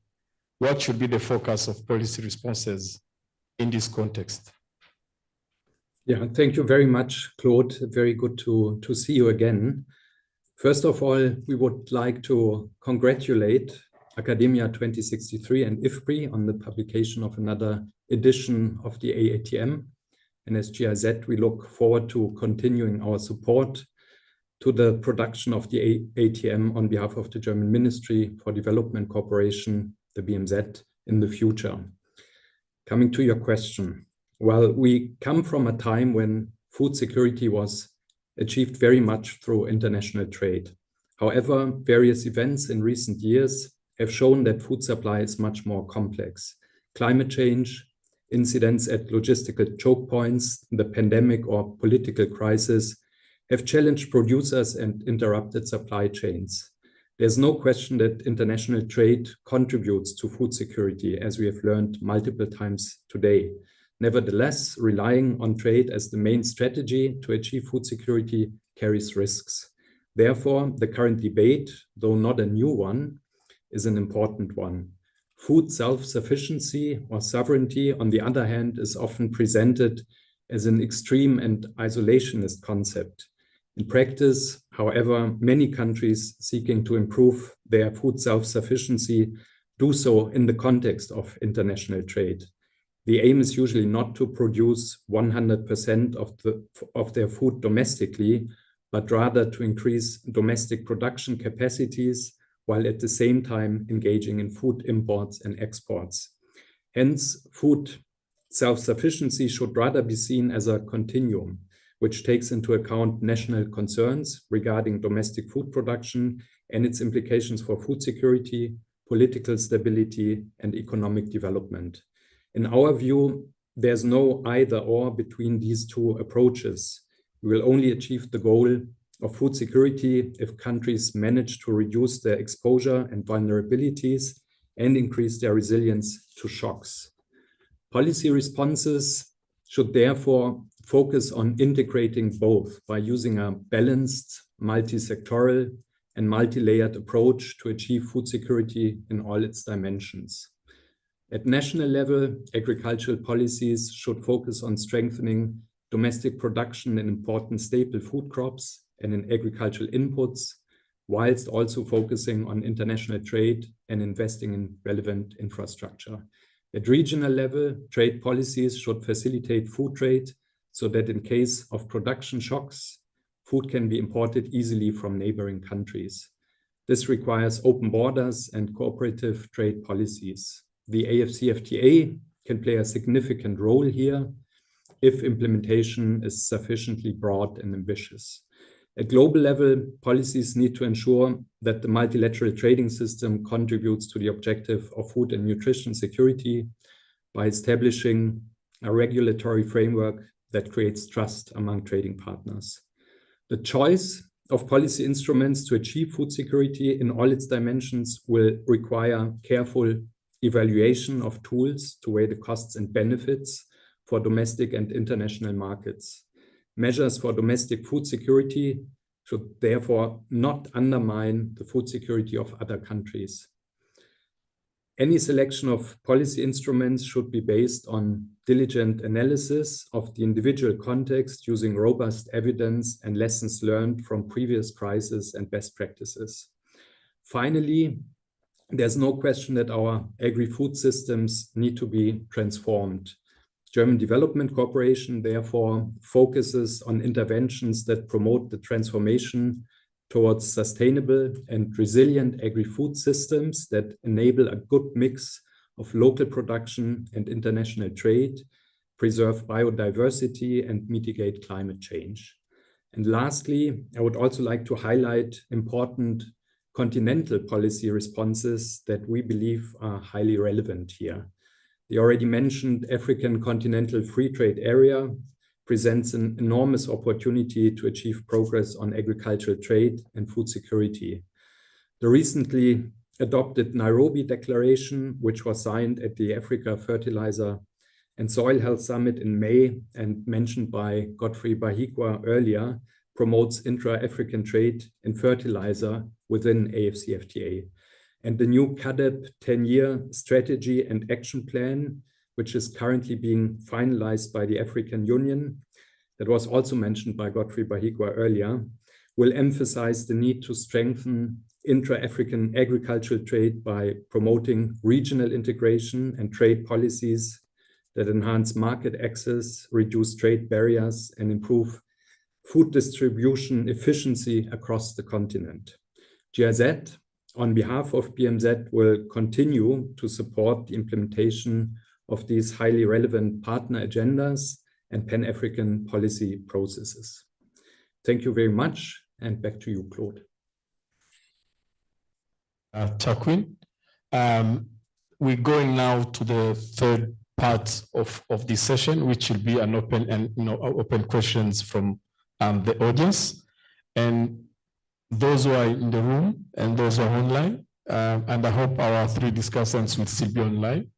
If there is any questions related to our respective presentations, and you are really free to ask questions to our three panelists, to our two panelists now, and three discussants on any topics that has been discussed during this presentation.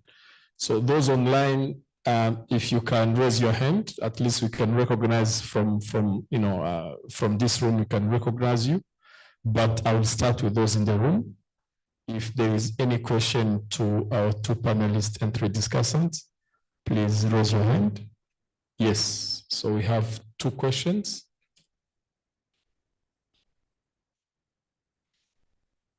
Please pass the mic.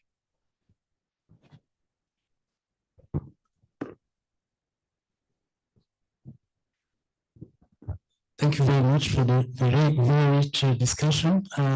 My question will be more on the knowledge side. I think your name is... My name is Musana Bana. I work for Window to Success Board. Yeah. So on the knowledge side, I think one of the discussions has talked about the capacity in food intelligence that is not yet still a role at many regards. I just want to ask academia, as probably the food intelligence component will be informed by some form of logistics modeling. What is the progress we're making in this space? I've heard about some models that have failed in the car industries and the oil industries about just-in-time kind of model. Are we innovating there? Are we having the capacity to inform the food?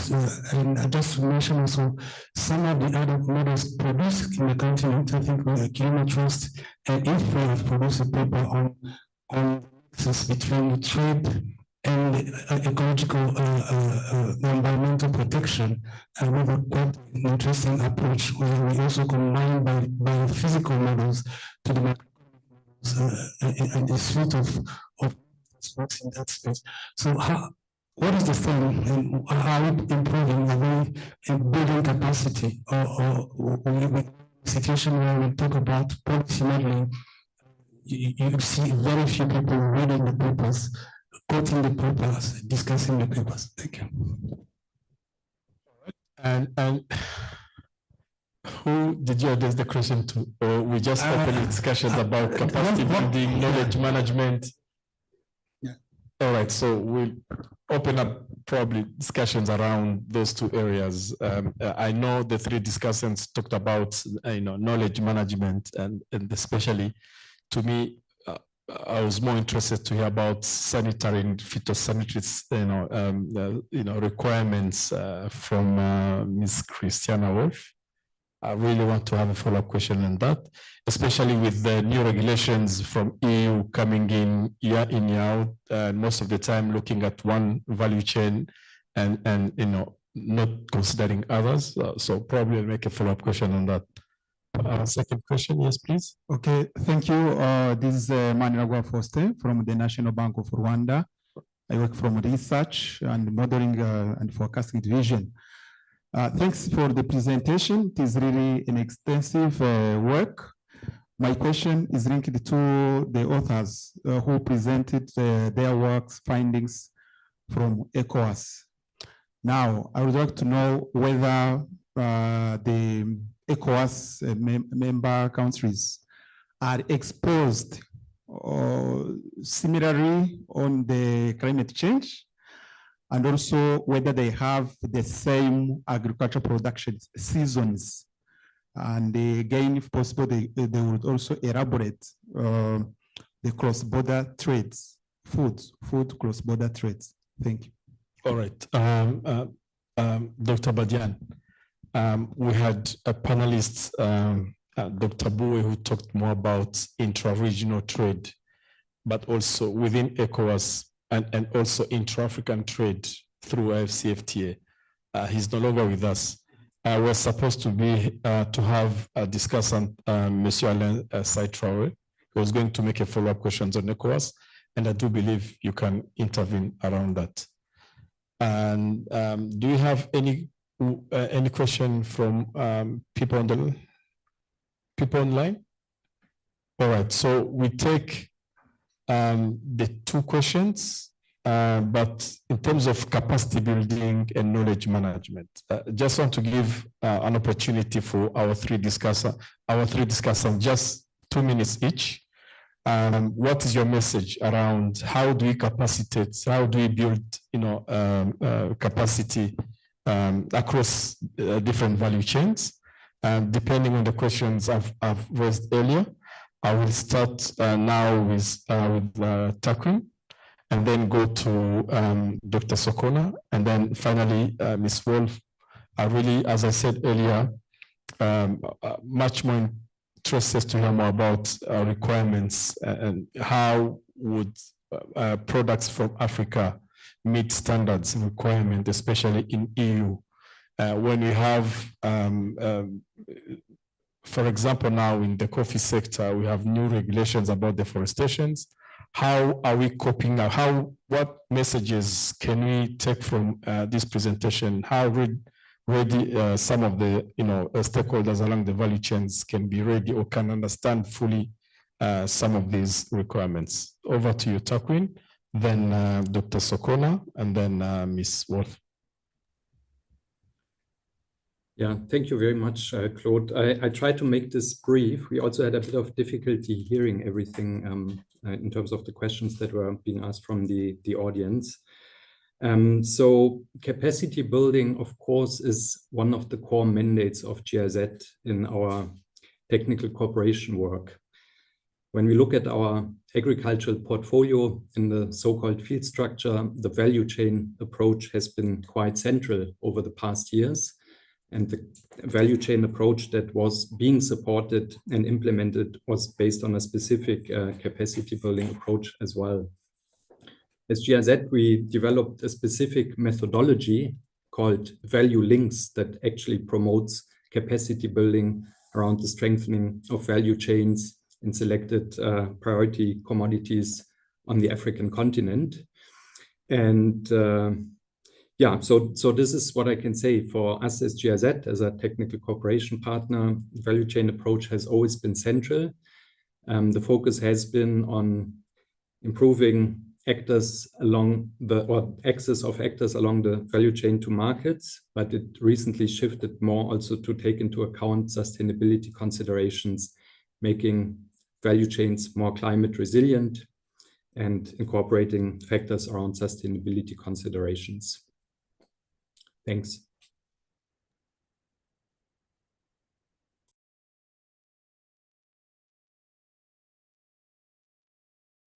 Hello, can I come in?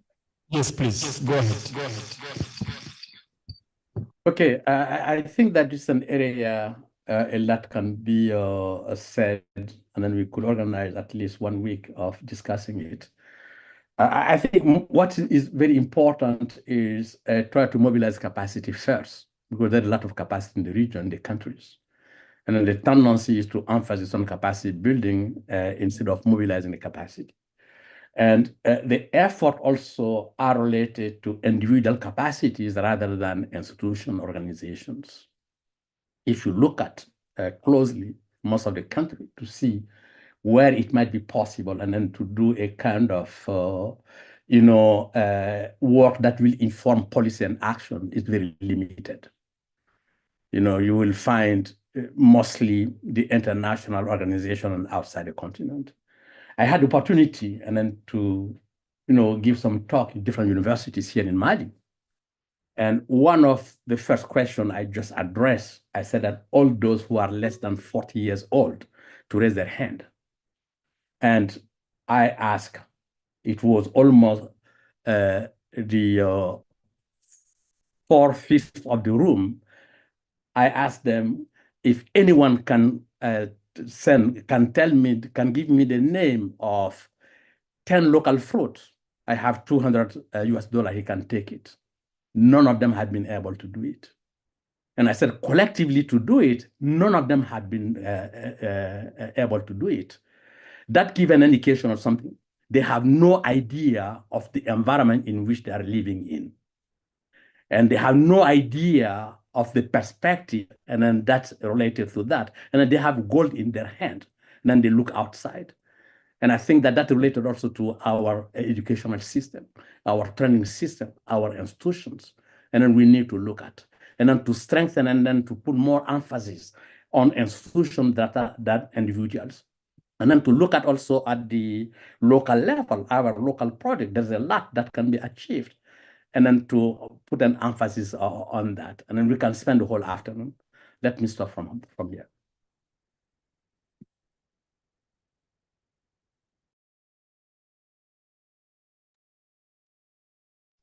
And I think it's my turn. You mentioned some of the recent EU regulations and in particular in relation to capacity building. And well, there has been much discussion of those here at the WTO in a variety of different contexts, and I think also on a variety of different tracks. I mean, here at the WTO, we deal with the trade agreements, and I think the first instinct when we start discussions on something like that, a new regulation, is to question, well, is it in conformity with the European Union's rights and obligations under the different WTO agreements? I think we're talking about sanitary and phytosanitary measures, but also what we call technical barriers to trade and so on. And I think that's an ongoing discussion. I'm not allowed to give legal opinions, and I wouldn't try, but I think that's an ongoing discussion, and I think it's very important to be there, to be prepared. There is advice. There's, for example, at WTO, a Center on Legal Advice for WTO matters for developing countries that can be used, and I think it's important to be prepared when starting those discussions. Another track is, well, can we delay the implementation? And here, I think a lot of the committees that deal with these types of topics have had extensive discussions. I mean, on some other EU regulations, for example, there are EU regulations on pesticides, different types of pesticides that are causing big concerns. Those have been on the agenda of several WTO committees for years. There's discussions there about the conformity. Are they based on science? Are they necessary for health protection? Are they mixing up environmental protection, health protection in a way that is not very transparent? So those are ongoing discussions. At the same time, discussion about the possibility to delay the entry into force, in particular where some of the implementing regulations are coming out quite late and require a probably considerable investments and organizational efforts to be able to comply. So again, those are ongoing discussions. And then the last part as well, assistance to be able to comply. And here I just wanted to highlight one initiative. There's a partnership between WTO together with World Bank, FAO, World Animal Health Organization, and World Health Organization to coordinate technical assistance in my area, the sanitary and phytosanitary measures.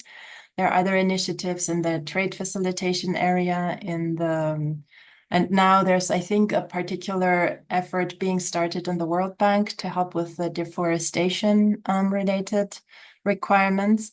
And yeah, I think it's important to be aware, to also to be quite, to voice the concerns and to be very present in the discussions of what is needed, because sometimes it's just one side talking. So maybe I'll stop there.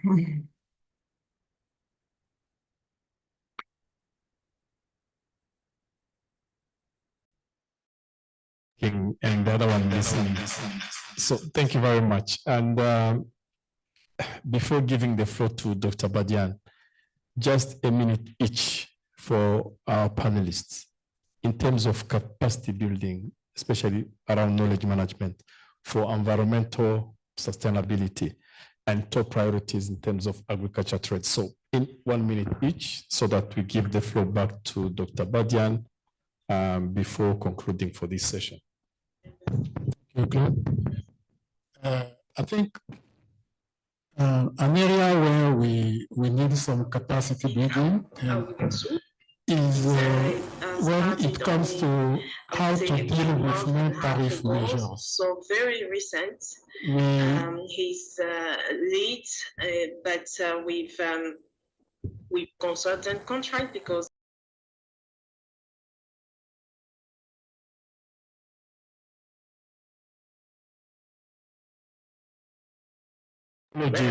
some interferences from our technical team. A lead, I mean, as a permanent employee in our heads, you know, already. Right. So we don't make apparently there's a second meeting going on. Being part of the team or not. So he's fully part of the team. So it comes within the foundation with a great experience in working at the partner institution like UK. You know, he spent most of his time at Abu Mekalavi as lecturer, also as program staff. You know, overseeing. Yes. So I was saying that we like to see non-tariff measures as barriers. We think they are created to replace tariffs. And also, actually, and we think that the move should be to reduce non-tariff measures. Which is also one of our. I don't think non-tariff measures will be reducing the way they are being created. It is because the transition component the non-tariff measures are taken has a response to demand for healthy products. So with growing income, urbanization, and new lifestyles, even in Africa, people are demanding for healthy products. So non-tariff barriers will still be there. I think what we need to do is to think of how to develop the capacities of our exporters to comply with non-tariff measures. This is the best way to deal with this issue instead of expecting to reduce non-tariff measures. Something that I really want to highlight, because it is also beneficial to have people who were working at a partner institution joining the foundation. Thanks a lot. Very helpful. And interesting listening to everyone in the panel. I don't think there's particularly anything new to add. There's a lot has been said already on how we can, jumpstart intra-African agriculture trade. Just to emphasize that the rollout, launch, implementation of the CFTA is perhaps the biggest opportunity that we have, and perhaps the biggest geography that we will ever have, of countries coming together in the continent and opening up, space. I think the devil is in the details, like I mentioned earlier. we need, real commitment translated into action by our governments, by private sector, everybody who's participating along critical supply chains to play their role and facilitate and deliver goods to the market. One thing that at AGRA we're exploring, under the aegis of the AUC and our principles, is to carefully look at which geographical regions in the continent offer the biggest potential in agricultural production for the critical food products that need to be traded for food security and for economic development. And with that, we're also looking at matching where the biggest demand sinks are, and working with the CFTA to explore, how do we enable, create, open new trade corridors between those food baskets and the demand sinks to address more realistically the food security and food trade conundrum that we're in. So I think this is a way to go.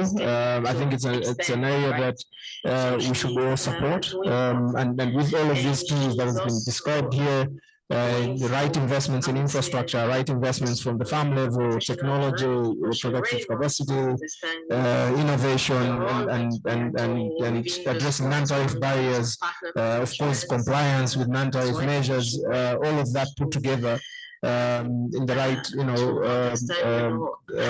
time frames and investment levels, I think we can make it a huge difference in the sector. I'd like to stop there. Thank you. Thank you very much. Dr. Guillaume, did you have a question? Yes, please. A quick one, so that the final word is given to Dr. Badian. We measure success and how we track, performance of each member within the team.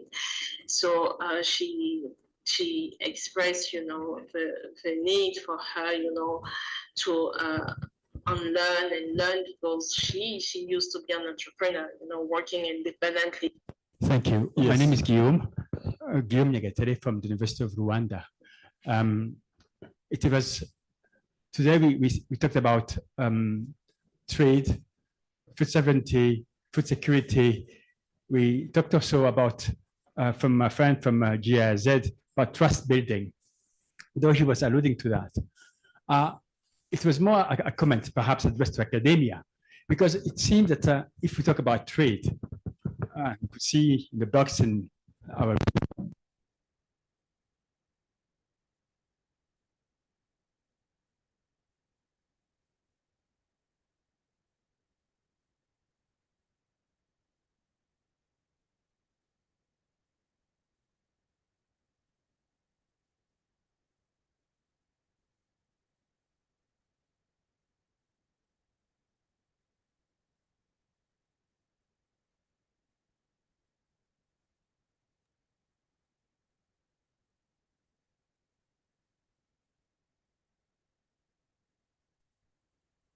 that trade and resource mobilization, all those aspects are hard to address. Thank you. So, Dr. Badian, I don't know whether those who are following us online have picked the question, but since we're closing this session, all right. So since we're closing this session, yes, welcome back. For those online, we had an issue of power here, but we had another question addressed to Dr. Badian. So this will be the final word for this session. You touched on Guillaume's questions, but also the questions related to inter-regional and within ECOWAS, but also across the continent.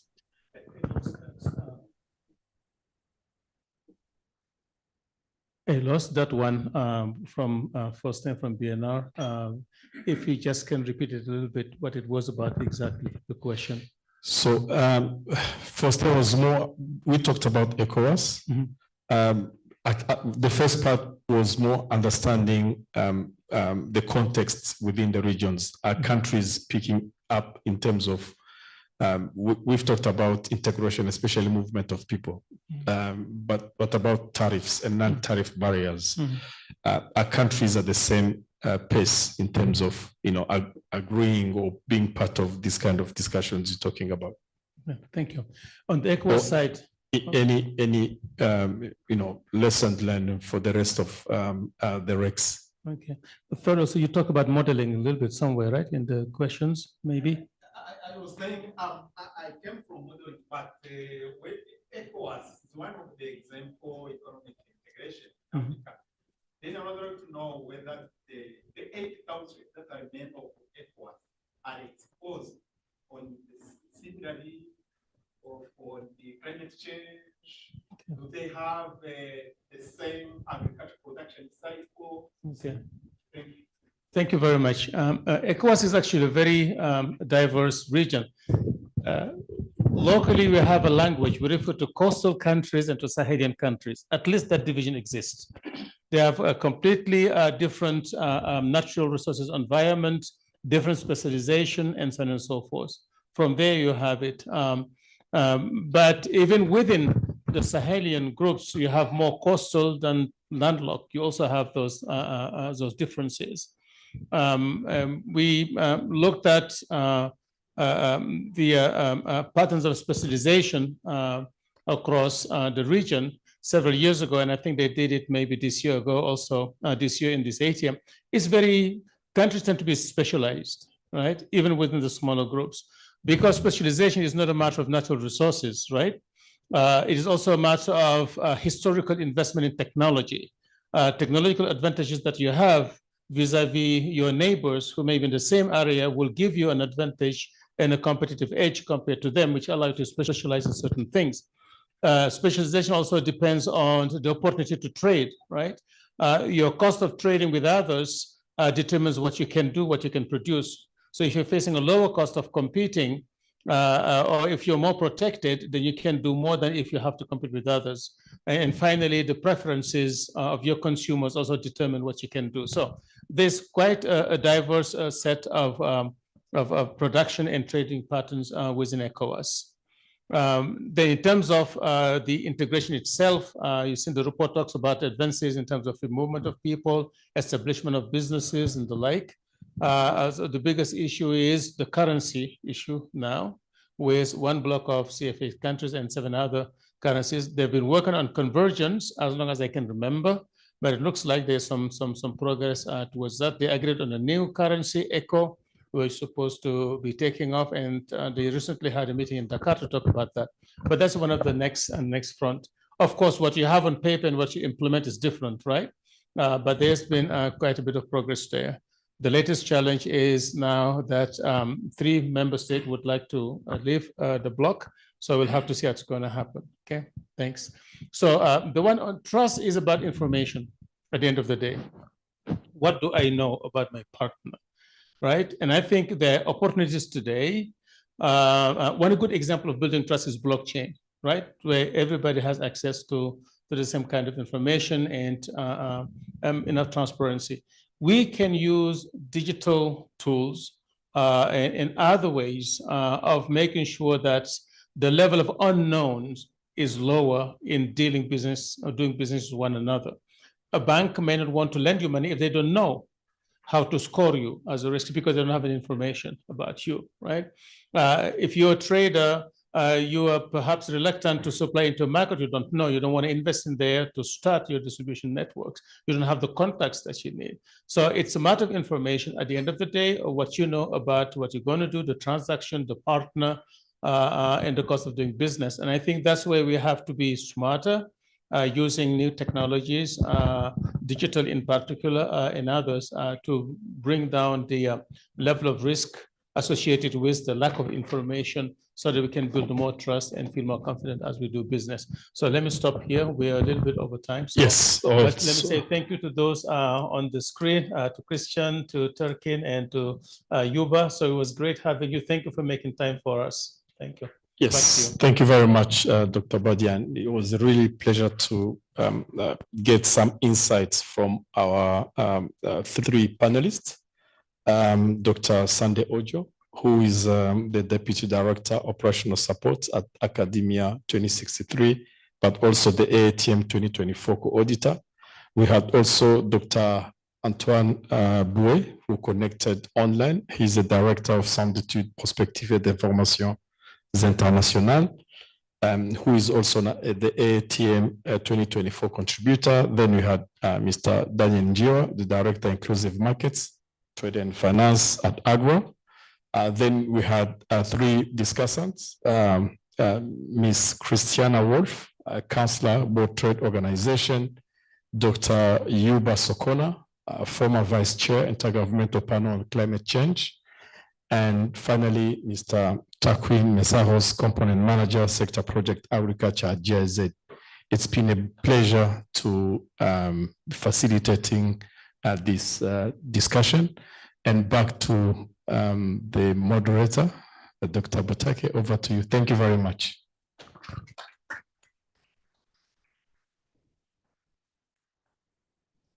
Thank you very much, Mr. Bizimana.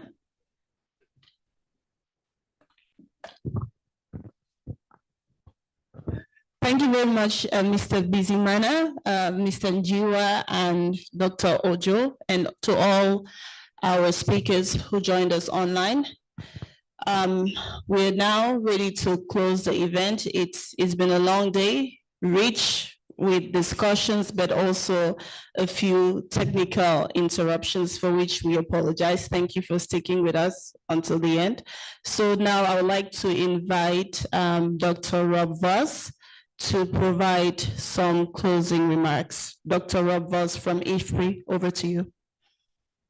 Thank you. Thank you very much. And I'll keep this very short since we're over time. It's been a long session, but as I said in my opening remarks, I hope this would be a very lively discussion around AATM's key findings and its implications for trade and development policies. Well, my expectations have been more than met. Beyond that, there's a great discussion proving the relevance and the importance of the AATM to support dialogues on getting trade and development policies right. And maybe Godfrey Bahigua made this most clear when saying that the report had already influenced the development of the new CAADP strategy even before the report was out.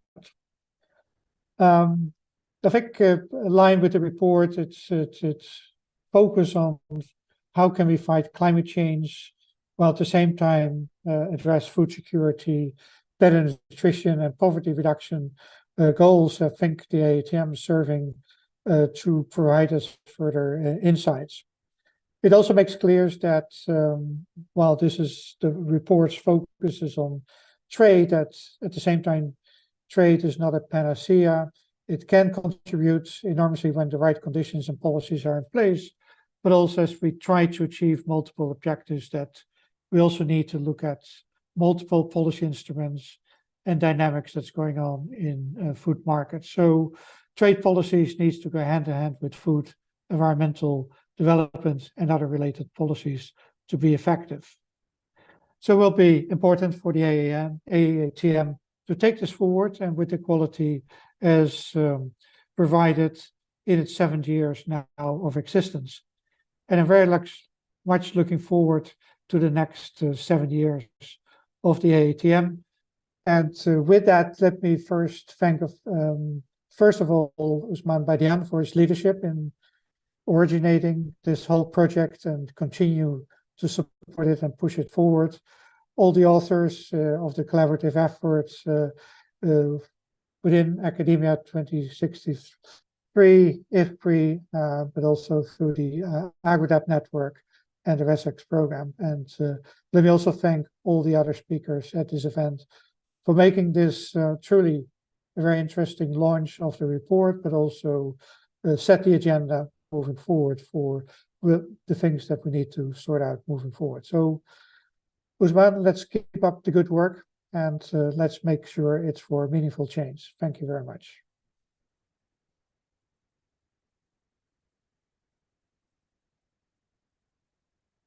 And now I'll welcome Dr. Usman Bajan. Thank you, Lai. Thank you, Rob. Let me first start by appreciating the partnership with IFPRI on publishing the AATM 7 years in a row. We look forward to the next 7. It's, I think, an example of what can be done between the global science community and local science community, working together to create something of value. We also have our main supporters here, GIZ in the room, alongside the United States Agency for Development that support this effort since its beginning.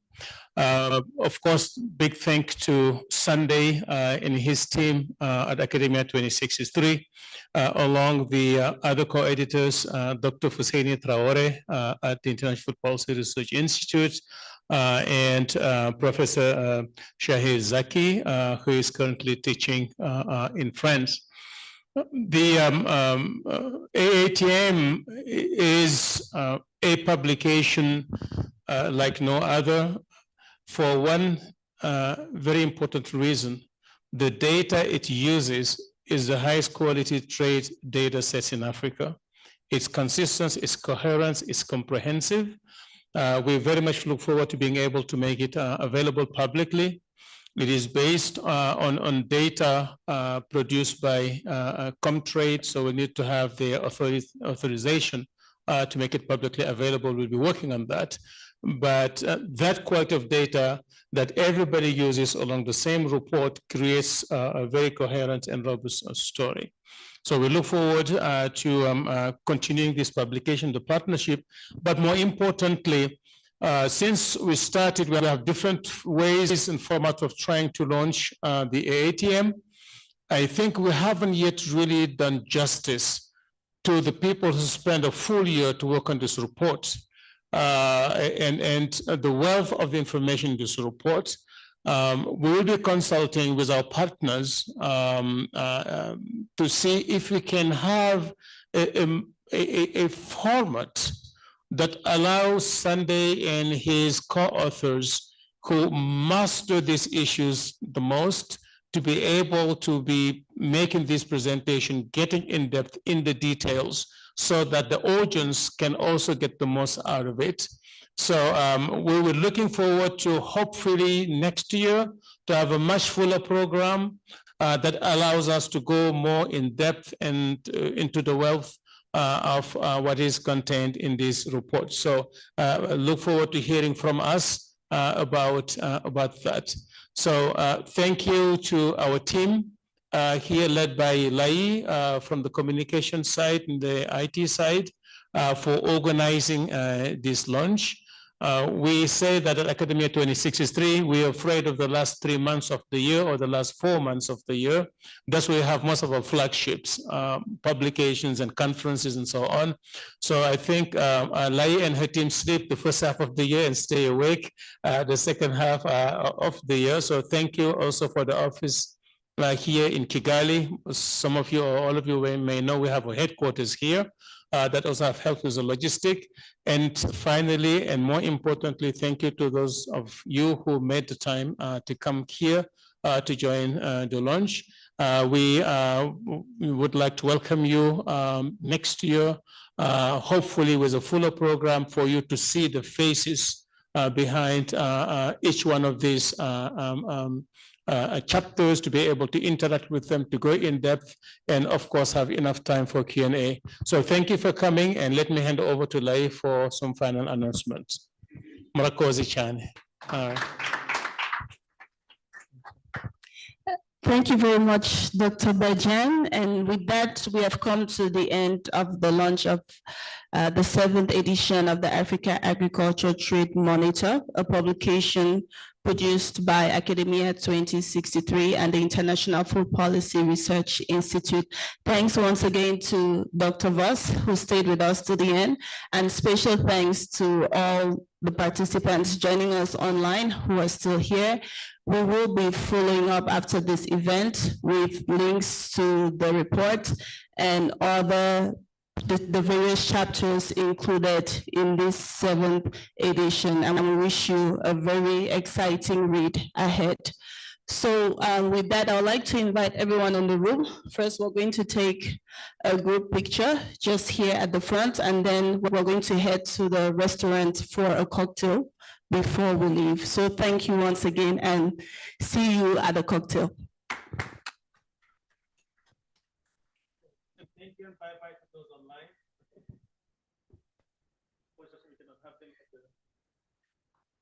Thank you, bye. Bye.